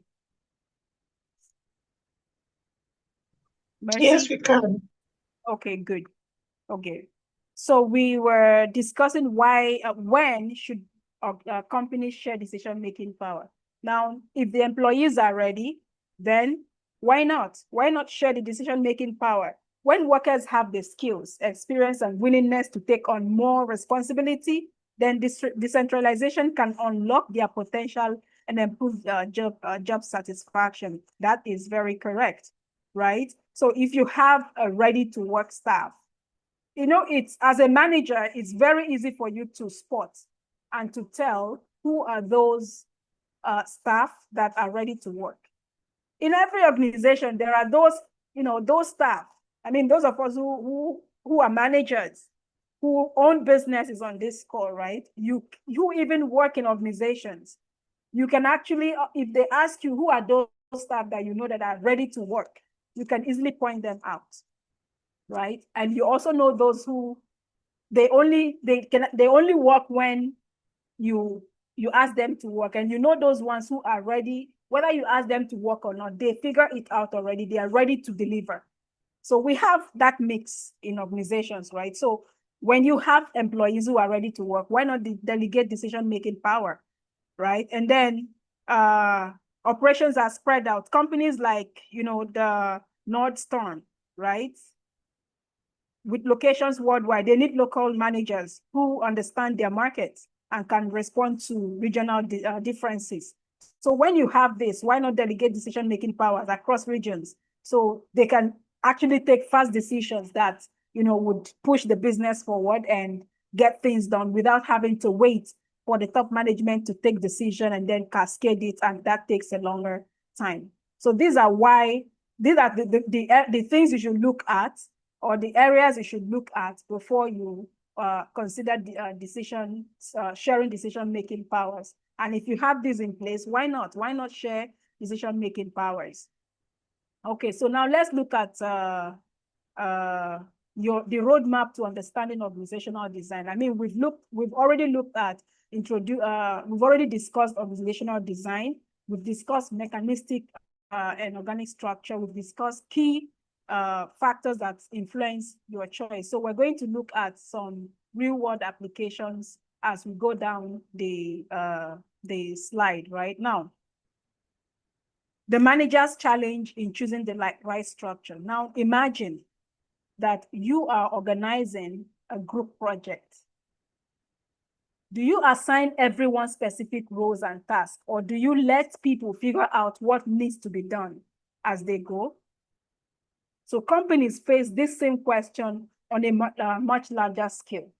So choosing the right organizational structure is critical because what works brilliantly for one company might fail miserable for another. You know why? Because their business goals are different. Because the aims and objectives of the business are different. So that's why you don't have to look at what others are doing. Look at your business goals and objectives, and then choose what would work for you. So choosing the right organizational structure is critical because what works brilliantly for one company might fail for another. So a startup needs different organizations than a Fortune 500 company. A tech company needs something different than a manufacturing plant. Okay, so the key questions that leaders must ask themselves is, who gets to make important decisions? So when setting up a structure for your business, you have to ask yourself these questions. As the owner, as the business owner, as the manager of the business, who gets to make the most important decision? How much control should we keep at the top? Putting into consideration different aspects of the business, external influence, internal influence, and all that. Who should control, how much control should we keep at the top? What factors should guide our choices? And when should we change our structure? So maybe you run for 10 years and you're observing, the environment, the changing times and all that. And then you can decide that, okay, maybe every 5 years, we have to look at our structure, we have to change. These are 4 key questions that leaders must ask themselves and must answer before choosing the right structure for their business. Okay, so we've looked at this, right? We've looked at this, so we will quickly move on to the next. Now, influences on organizational choice, right? What influences the choice of the organizational structure that a company would adopt? Company size. So small businesses tend to be more organic because communication is easier, everyone knows each other, the people naturally helps when needed. Large companies tend to become more mechanistic because you need systems, you need procedures, you need clear rules to coordinate thousands of people. So company size is one of the things that influences the choice of business organizational structure. And then the business strategy. If it is innovation focused, then your goal is, which means your goal is to create new products and be creative, then you need an organic flexibility, right? But if you're cost control focused, that is, if your goal is efficiency and low price, then you need the mechanistic discipline. And then, of course, you put into consideration the environment, the external environment, because we have dynamic environments. So in fast-changing industries like the tech, obviously, they need organic structure to adapt quickly, right? And then stable environments, which talks about predictive industries like those in the utility, they can use mechanistic efficiency. I mean, we've pointed out a few of these things. The fact that tech industries, they are more, they use the organic structured approach compared to the mechanistic approach, right? So these are factors that influence what kind of organizational structure that a business should go for. You look at the company size, you look at the business strategy, you look at the external environment. So your strategy must match your structure. Like we've said already, you don't have to look at what others are doing. before choosing your structure. Look at what your business, what are the objectives of your business, and then you choose the structure that works for you. Okay, so many companies struggle when they try to simultaneously innovate and cut costs. And these goals require opposite structures, right? Creating real organizational tension, you see. So you have to put into consideration all the areas that we've looked at, right? Before you choose what kind of structure works for you. So your strategies must match with your structure. No one else can decide it for you. As a business owner or as a potential business owner, you know exactly, for an entrepreneur, a business owner, you already have the end. You know exactly the problem you want to solve before you start creating that solution that you want to dish out, right? So you also know exactly what kind of structure you want to operate. You have to think it out and then, put it in order so that your business, when you establish it, everything runs smoothly without glitches. Of course, you might have challenges here and there, obviously, but then because you have a good structure, you'll be able to scale through the challenges. All right. So let's look at how size and environment impact your structure.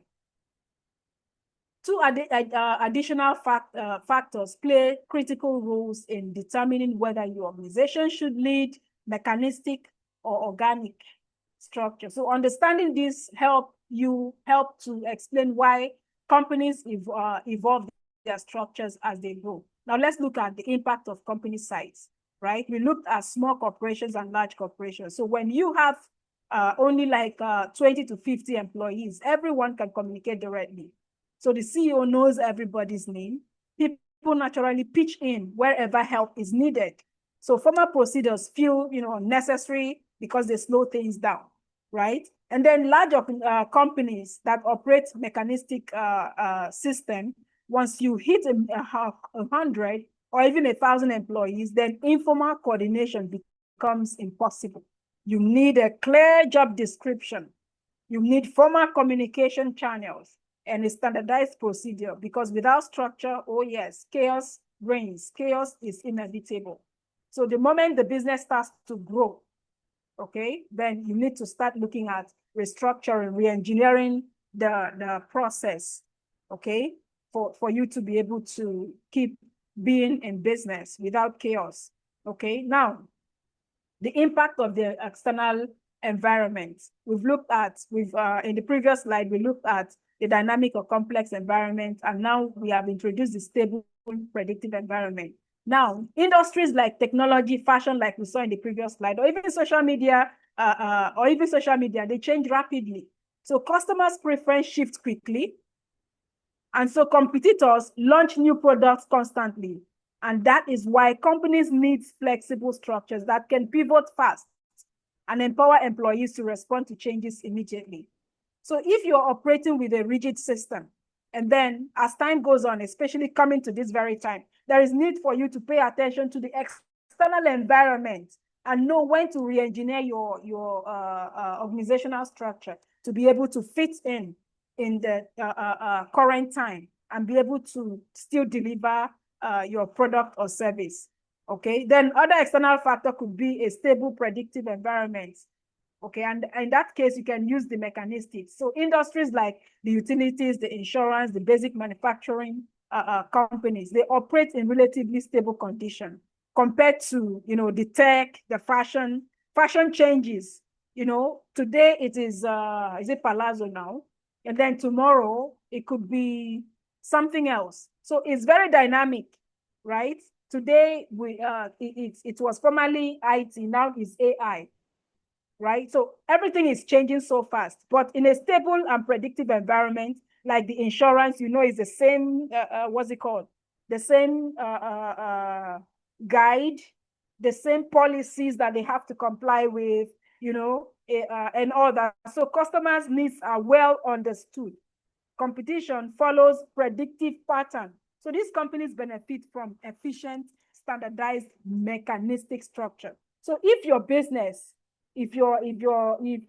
intended business is to establish an insurance company, you may not be looking at the organic way of structuring your business, you might be considering the mechanistic way, because policies remain the same for a very long time. Government policies around insurance remain the same for a very long time.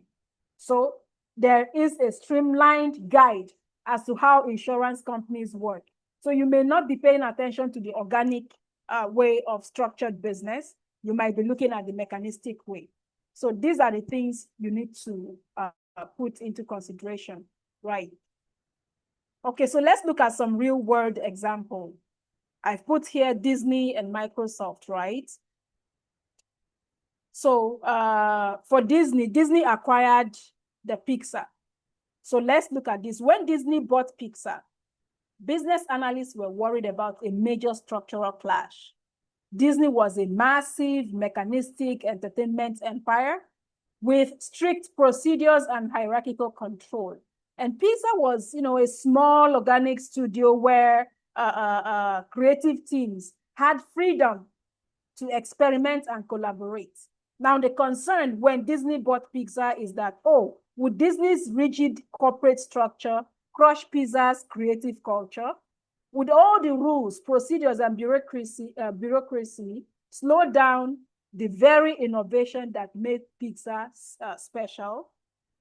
So the lesson was that when big mechanistic companies acquire small organic ones, they must be very careful about the integration process, because forcing the smaller company to adopt a larger company structure can destroy the very qualities that made them very valuable.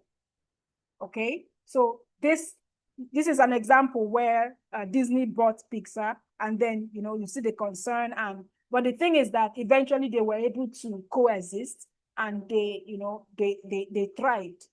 All right, so we look at also Microsoft, right? So Microsoft's transformation. You see, when Nadella became the CEO of Microsoft, he faced a huge challenge because Microsoft had been organized as a mechanistic software developer for decades. Now he wanted to transform it into a cloud service company while simultaneously encouraging more innovation and cost reduction. So the problem at the time was that these goals conflict.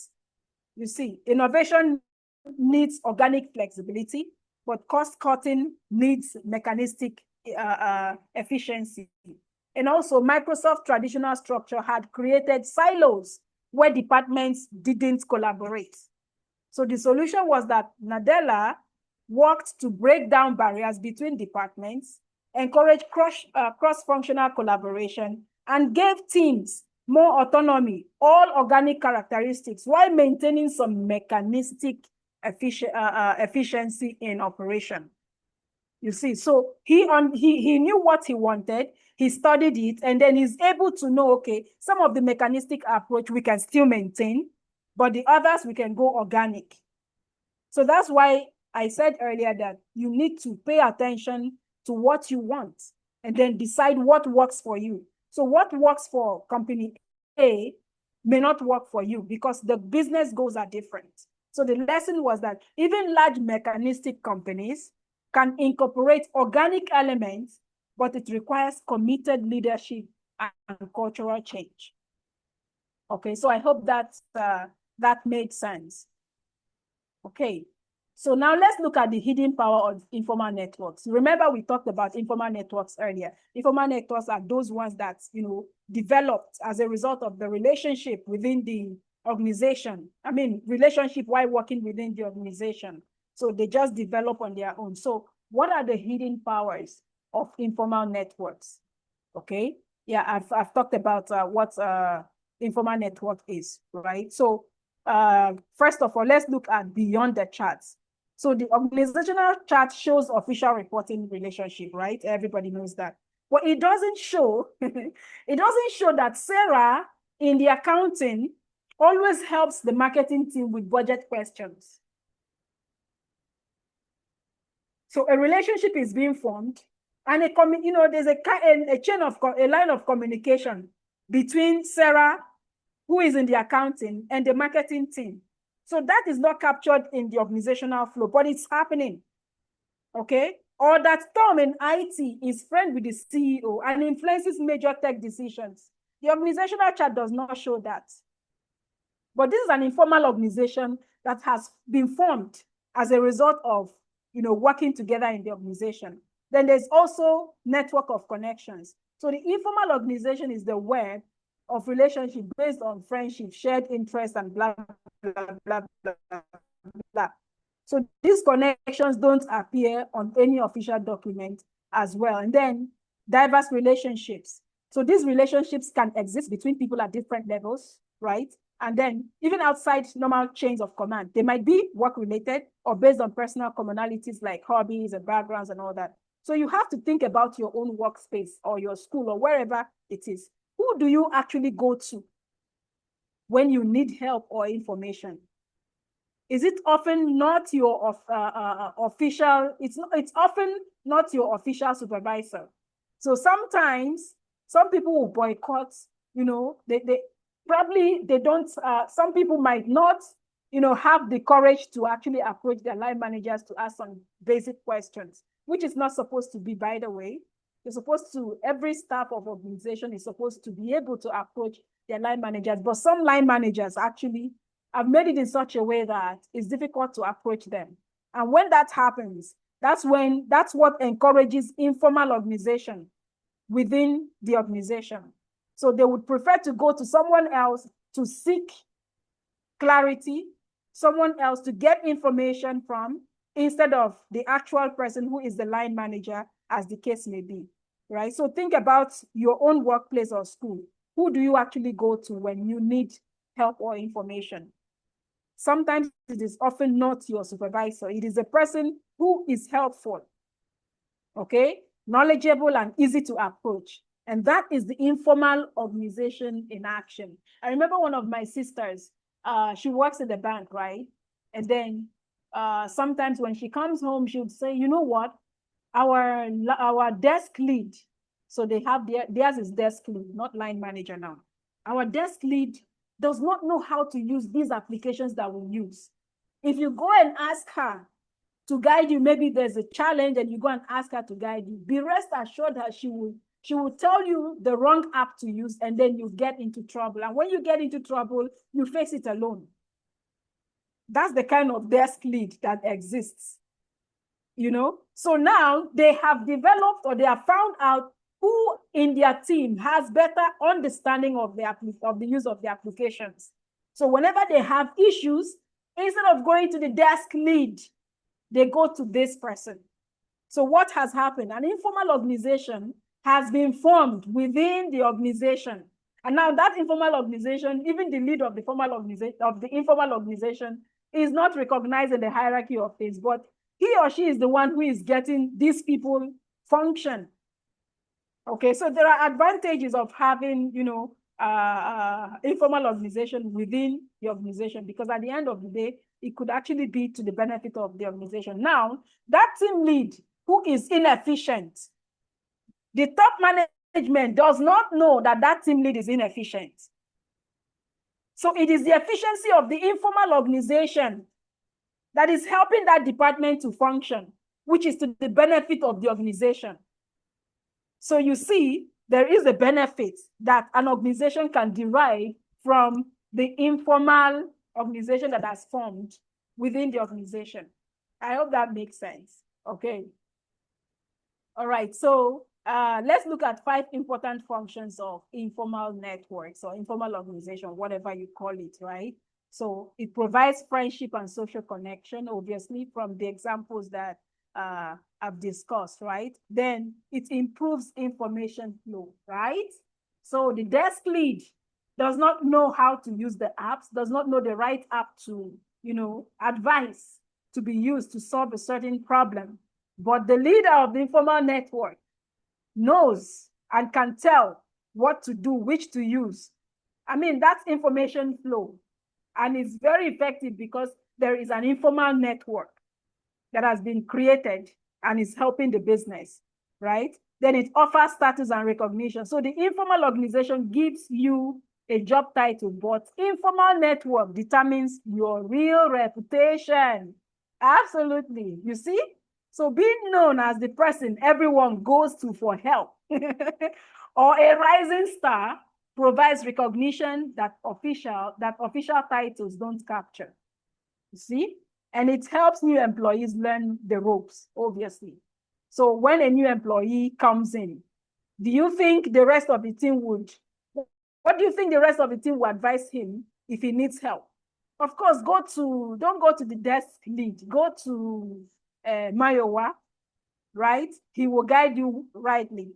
And so you see, he learns how to, navigate within the team and knows that, oh, okay, the desk lead is not the right person to approach. So that informal network helps new employees learn the ropes and then spreads information rapidly, yes?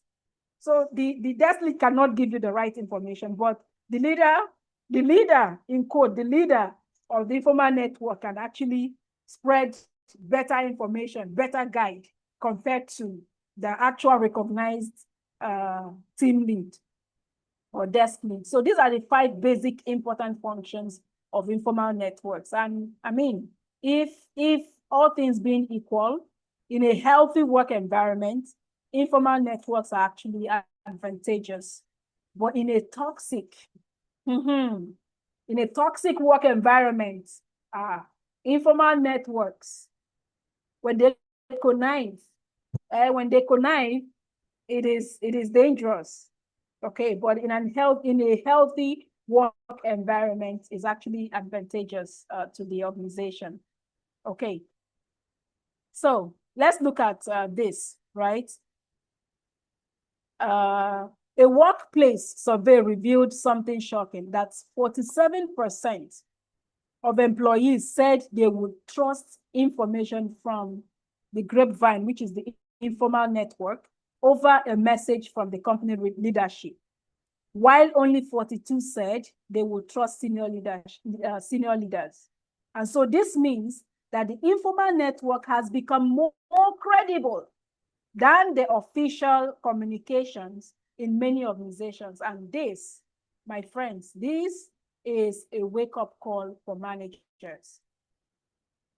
This is a wake-up call for managers. So if people tend to trust information from the informal network compared to the number that trust the senior leaders, then this is a wake-up call for managers. And why does this matter? Because if employees trust the informal network more than the official announcement, then managers must either improve official communication or find ways to ensure that there is accurate information flow through what? The informal channel. So that person whom everybody goes to, you, the manager, might as well be friendly with that person because everybody tends to listen to what comes from that person. So you can as well maximize that when there are information to be passed across, you liaise or you share it with the informal network leader, okay, to be able to cascade, because now they listen to the informal leader than they listen to the actual recognized leader. But that's not a good thing. It is important that as a manager, okay, as a manager, you are true to your words. You are able to be that manager that you are expected to be. You should be able to give support when needed. You should be able to be accountable. You should be able to be a good manager. I mean, in one of our summer programs, right? We have a topic on leadership, which is very important. If we have ethical leaders, you see that even when you have informal network, it still doesn't take away the fact that people trust the leadership. People trust information coming from the manager than they trust the information from the informal network. Okay, so it's actually important that managers are actually managers indeed. Okay, so let's look at how to work with the informal organization, right? Rather than fighting the informal organization or pretending that it doesn't exist, smart managers should learn how to work with the informal organization. And here is how to make the informal network an asset rather than a problem. You have to recognize that it is a valuable tool. So stop viewing the informal organization as a threat or a nuisance. Instead, see it as a complementary system that can help you achieve organizational goals. Do you get that? Okay. And then you have to identify and involve informal leaders. So for every workplace has people who aren't managers but have significant influence. And they are the ones that people naturally turn to for advice or information or what have you. So bring these informal leaders into important conversations and decision-making process when appropriate. Okay, when appropriate is important, not in all discussions, because there are some top-level discussions that, you know, is meant for the top-level managers. But when appropriate, always bring them in, okay, because they are important to the organization. And then ensure accurate information flow. So when informal leaders have correct information, then they can share correct information throughout the informal network. Okay, and so this creates a win-win, a win-win. So the informal leader feels valued and included, while the organization benefits from accurate information spreading through that, through the informal network. So the key principle is that you can't control the informal organization, but you can influence it by being transparent, by building trust, by keeping people informed, because fighting it only makes it more powerful and potentially more negative. I hope that's very clear. I mean, this is a fact, right? So let's look at how organizations are evolving. Okay, the business world today never stops changing. We know that. So, and neither do organizational structures. It has to keep changing. So let's go and explore the key trends in shaping how modern companies organize themselves. Okay. So, where is this? Let me remove this from here. Okay, so as we look ahead, companies are fundamentally rethinking how they organize, because the future belongs to organizations that can balance structure with flexibility. Okay, efficiency with innovation, and control with empowerment. So if you don't continuously, you know, re-engineer your process, what happens? You go extinct. Okay, so now, if you continuously re-engineer your organization structure, then you can actually fit into the dynamic nature of today's business landscape. So let's look at increased flexibility. Companies are moving away from rigid structure towards more adaptable models. This is the future of business organizations, okay? There is increased flexibility, and so companies are moving away from that rigid, wait, let us get the approval of the CEO, the approval of the chairman, before we implement. The moment you keep waiting and it's dragging days, right? And you keep waiting, other organizations are moving fast and filling the gap. Before you get your approval and come to act, you have lost the business, okay? Then flatter hierarchy. Many organizations are reducing the management layers, pushing decision-making down, and empowering employees to at all levels to take ownership. So that's why these days you hear line managers of this. So in a particular department, in one department, you can have more than one line manager in one department, because now the tasks are different, but they have silos, and then people are able to quickly take decisions to keep moving the business forward, right? So there are flatter hierarchies. And then talk about technology integration. So digital tools are enabling new organizational forms, allowing global teams to collaborate seamlessly and reduce the need for traditional geographic-based structures. So the key takeaway here is that there is no perfect organizational structure that works for everyone. The best structure is the one that fits your organization's size, strategy, industry, and culture. So as these factors change, your structure should also do what? Evolve too. So stay flexible, pay attention to both the formal and informal organization, and never stop asking, is our structure still serving the goal? So as long as you keep asking these questions, you would know when to re-engineer and restructure your organization or when not to. Okay.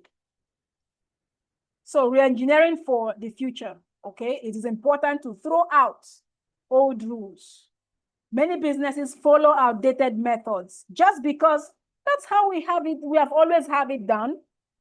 So, but re-engineering challenges these assumptions and questions every process. This is no longer the time to say, okay, yeah, when this company was established by our father, because maybe now the one who is at the helm of affairs inherited the business, okay, and decides to run with the same structure that the father who started the business run it.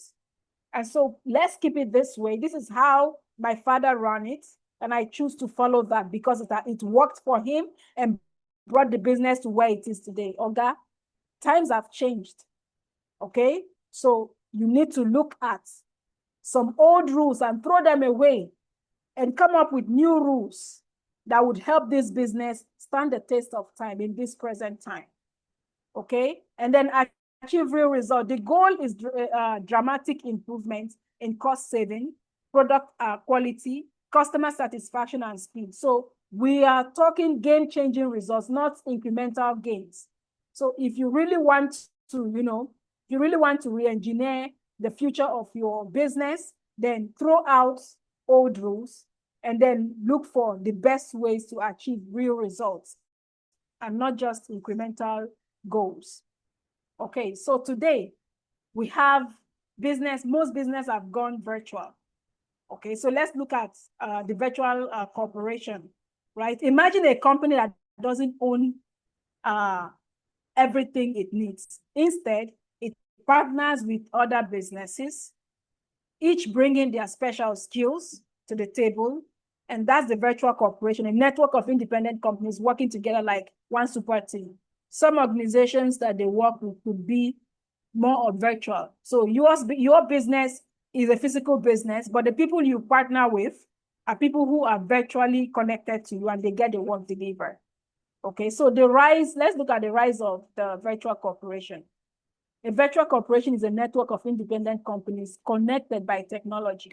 You see, so they share skills, they split costs, they reach market together that they couldn't reach alone. So think of it as a business version of the Avengers. So different heroes with unique powers teaming up together. So they are connected by technology. Okay, there is flexible partnership. And because they have come together, it means that each partner is bringing in their A game in what they do best. So one handles manufacturing, the other handles marketing, the other handles design, and everybody is a specialist. So you see, you have the best of everything in one team, and that's the power of cooperation. And then it's built on trust. So since partners depend on each other, trust becomes essential because strong relationship develops as companies prove they are reliable collaborators. So these are the advantage and the power of cooperation, right? Okay, so that brings us to virtual teams. Okay, technology has made it possible to build teams without everyone being in the same office or in the same space, or even in the same continent, right? There are thousands, if not millions, of virtual workers today. A lot of people in Nigeria are working for US-based companies, and they're doing it virtually. Okay, so virtual work team brings together the best people for a project, regardless of where they live, and no more limiting your talent pool to people within driving distance, right? When it used to be, before the advent of COVID, everybody goes to the office every day. All your staff, you want them in the same, especially in this part of the world, right? You want them in the same office. But after COVID, everybody discovered that actually we can do our work from anywhere and maybe come to the office twice or 3 times a week, So virtual teams helps to save time and money. So no daily commutes to the office. So people work from wherever they are. And then you skip relocation.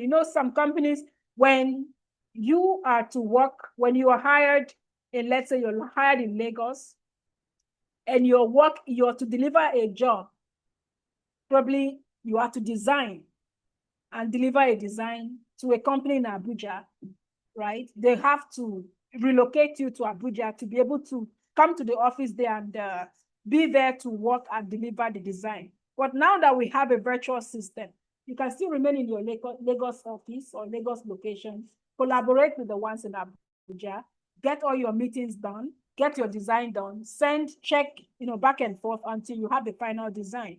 So you skip the relocation, the cost of relocation.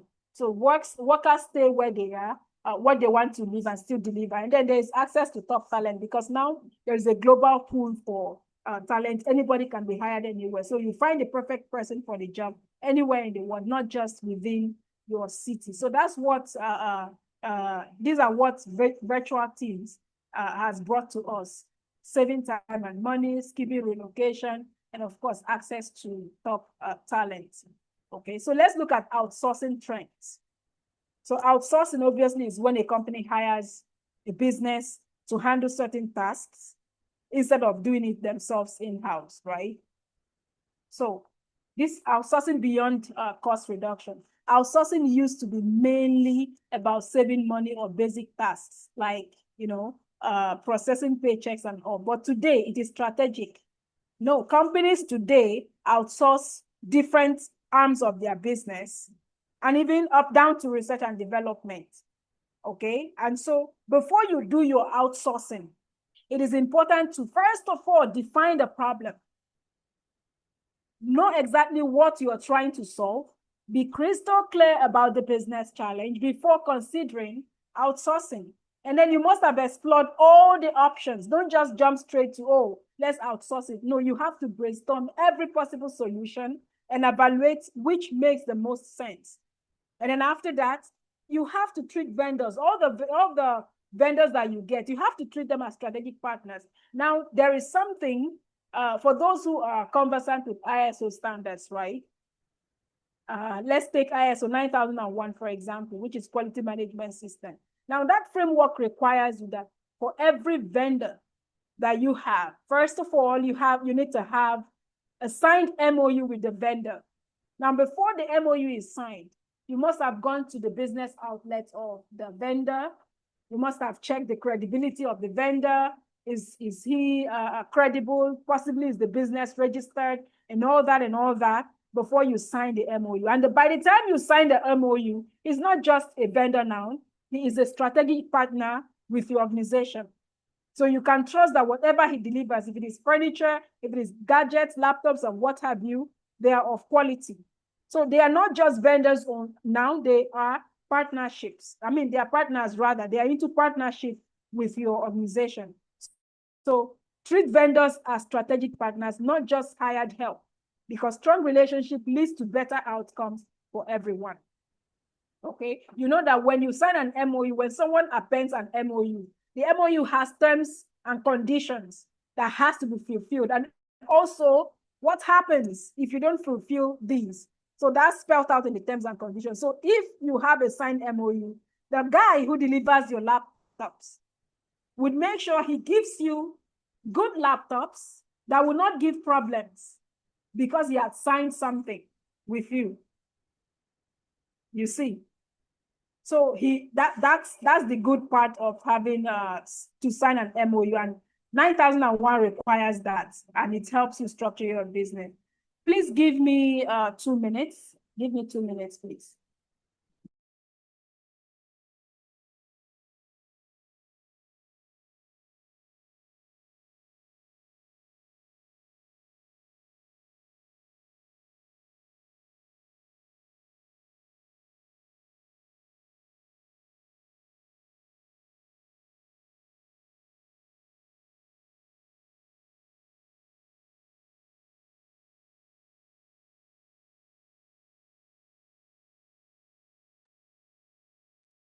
Okay, so I needed to ask someone to help me put on my generator because the light had gone off. All right.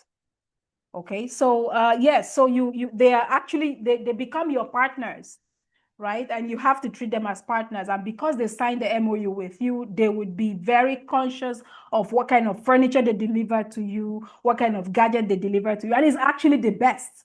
So you don't just go to the roadside and, go walk into a shop and then tell them you want to buy a laptop, you give the specifications and they just sell something to you. And in the next 2 weeks, the keyboard is not working.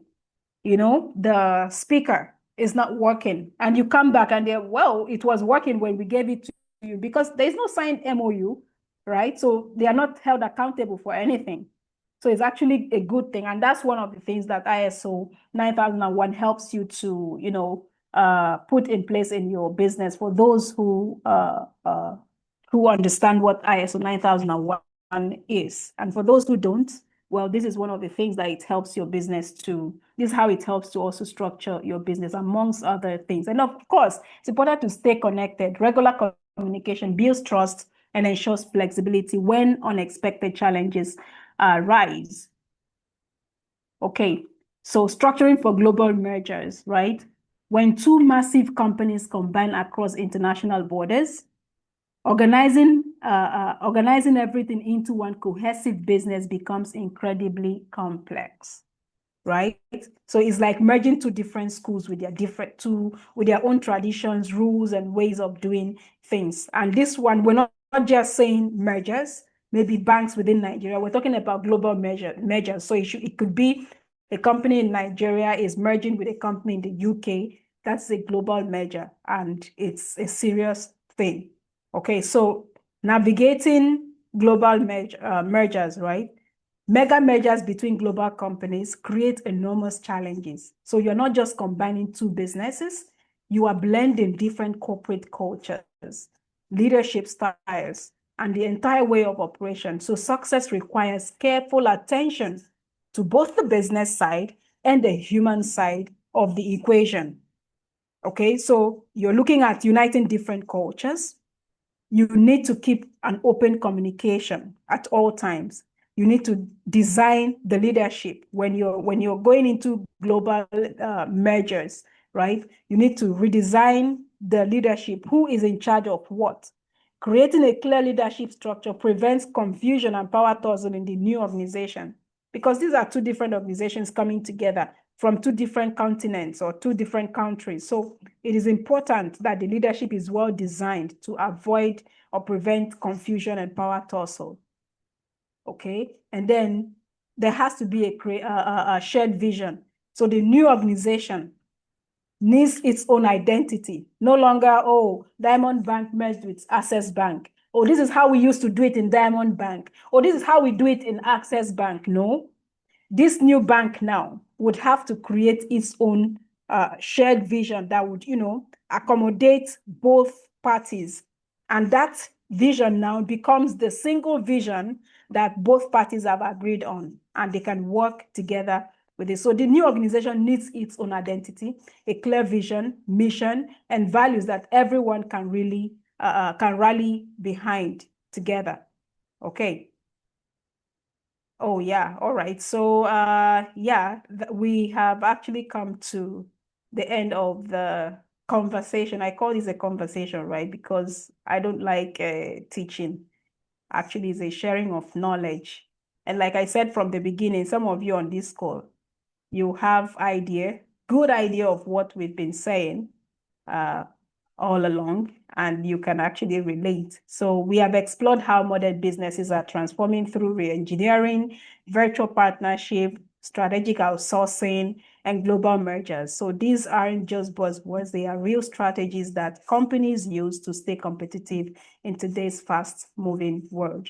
So remember, the future of business is all about flexibility, strategic partnership, and constantly questioning whether there is a better way to operate. So with this, we've come to the end of our conversation and knowledge sharing today. I think this time I would like to have your questions if you have any. Please feel free to unmute and speak, or you can put that in the chat room as we bring this to a very beautiful close. Ladies and gentlemen, any questions? Any questions? Okay, so Yes. I'm assuming, yeah, Omo, please go ahead. Okay, I have a question. Thank you very much for the teaching. I've been following, like you said, it's a discussion. I've been following it, and it has really been interesting. But I'm so concerned about these informal managers in a workplace, Informal because organization, yes. Yeah, or informal managers, yes, go ahead. influence when it comes to staff penetration than even the managers themselves. And if you work in a toxic environment, it can cause chaos. And I've seen situations whereby you see some informal managers have more influence than the manager himself. And the manager is either is diabolic, or he has more ways to harm the informal manager. So in a way like this, in something like this, how can we be able to balance it? Because fine, your manager might not be smart the way you are. You have more competence, but due to the way the country is one, or maybe it's your brother that owns it, or one or two games, they are being given this person the managerial role. So how do we balance it to avoid chaos and for us to have a good working environment as well? Okay, now this is really very interesting and a huge concern, right? For me, I would only give my own perspective, and it's not like it's a fast and hard way of handling such situation, but it's just my thought, right? In such situations, especially where maybe the owner of the business is a brother to that line manager that people don't like, right? Sometimes there's nothing that you can do about it, right? Because the owner of the business is related to the manager, and he has his own reasons for keeping the manager there. It could be that that manager is put there, especially in that scenario where the business owner is a brother to the line manager that is not liked, okay, or that is incompetent. But don't forget that that business owner has a reason for planting the manager there. Whether you like the manager or whether people like the manager or not, he has his reasons, and he's getting his reasons why he planted the manager there, right? So in such situation, there might be little or nothing that can be done about it, right? And there's still nothing that can be done about the informal manager, because the informal manager is the person who is effective to the rest of the team as far as the rest of the team is concerned. Okay, and in most cases, this line manager who is not liked knows that he or she is not liked. Like the example I gave of my sister who works in the bank, that desk lead knows that she is not liked and she's ineffective, but she's still there anyways, right? So they know when they are not liked, and that's why they can go, some of them, like you said, might go diabolic and what have you, because now is a power tussle kind of situation. But the truth is that there is nothing in that scenario where the owner owns the business. There's nothing you can do about it. But in a scenario where the owner has no relationship with the line manager, and the line manager, is not effective, right? But the informal manager and his team are effective. So in that situation, I would like to ask if there is a possibility, okay, of sending an information to the top management about what is happening in this team. Now, if there is a way of sending the information so that the top management or the higher manager gets to understand and probably do something about it, maybe there will be a transfer, a change of line manager or what have you, if there is opportunity for such, email to be sent or communication to be sent across, then they can maximize that opportunity. But if there is none, because in some cases, if you send such email, somehow your name will not be kept anonymous. So if you jump that gun and send such email to bring some things to the attention of the top management, that this line manager is, somewhat inefficient and all that, your name may not be kept anonymous. And then the line manager gets to know that you or this group of people signed the letter and they sent it to the top management. There's wahala for you. So it's really dicey situation.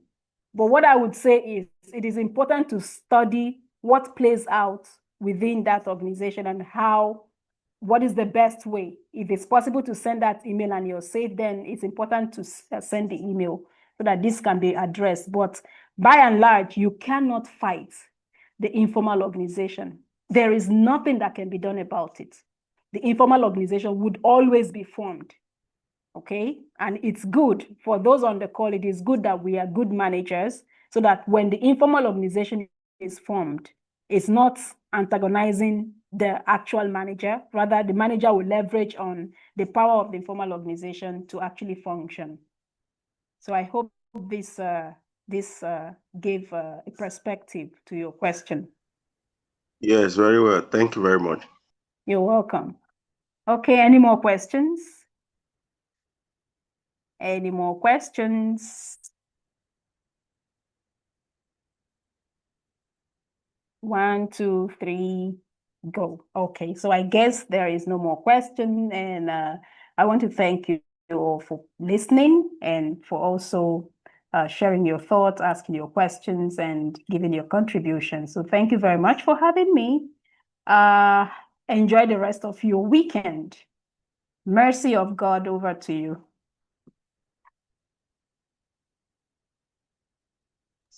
Thank you so much, ma'am. Please, a round of applause.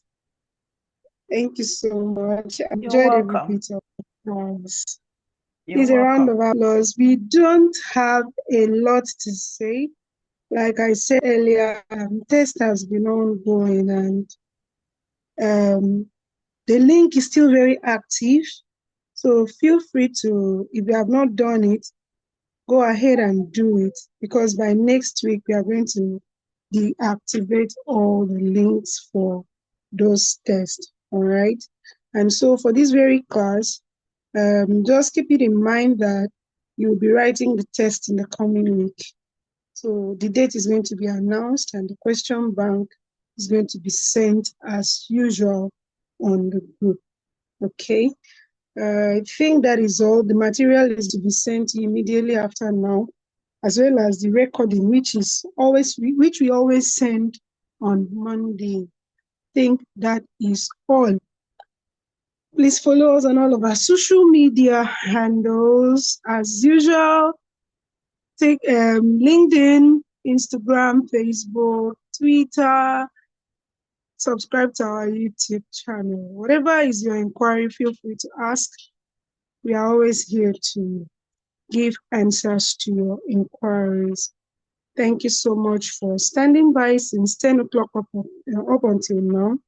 And I will say from here a very big thank you, and then do have a very productive and beautiful weekend. We'll see you again in the next class. Bye.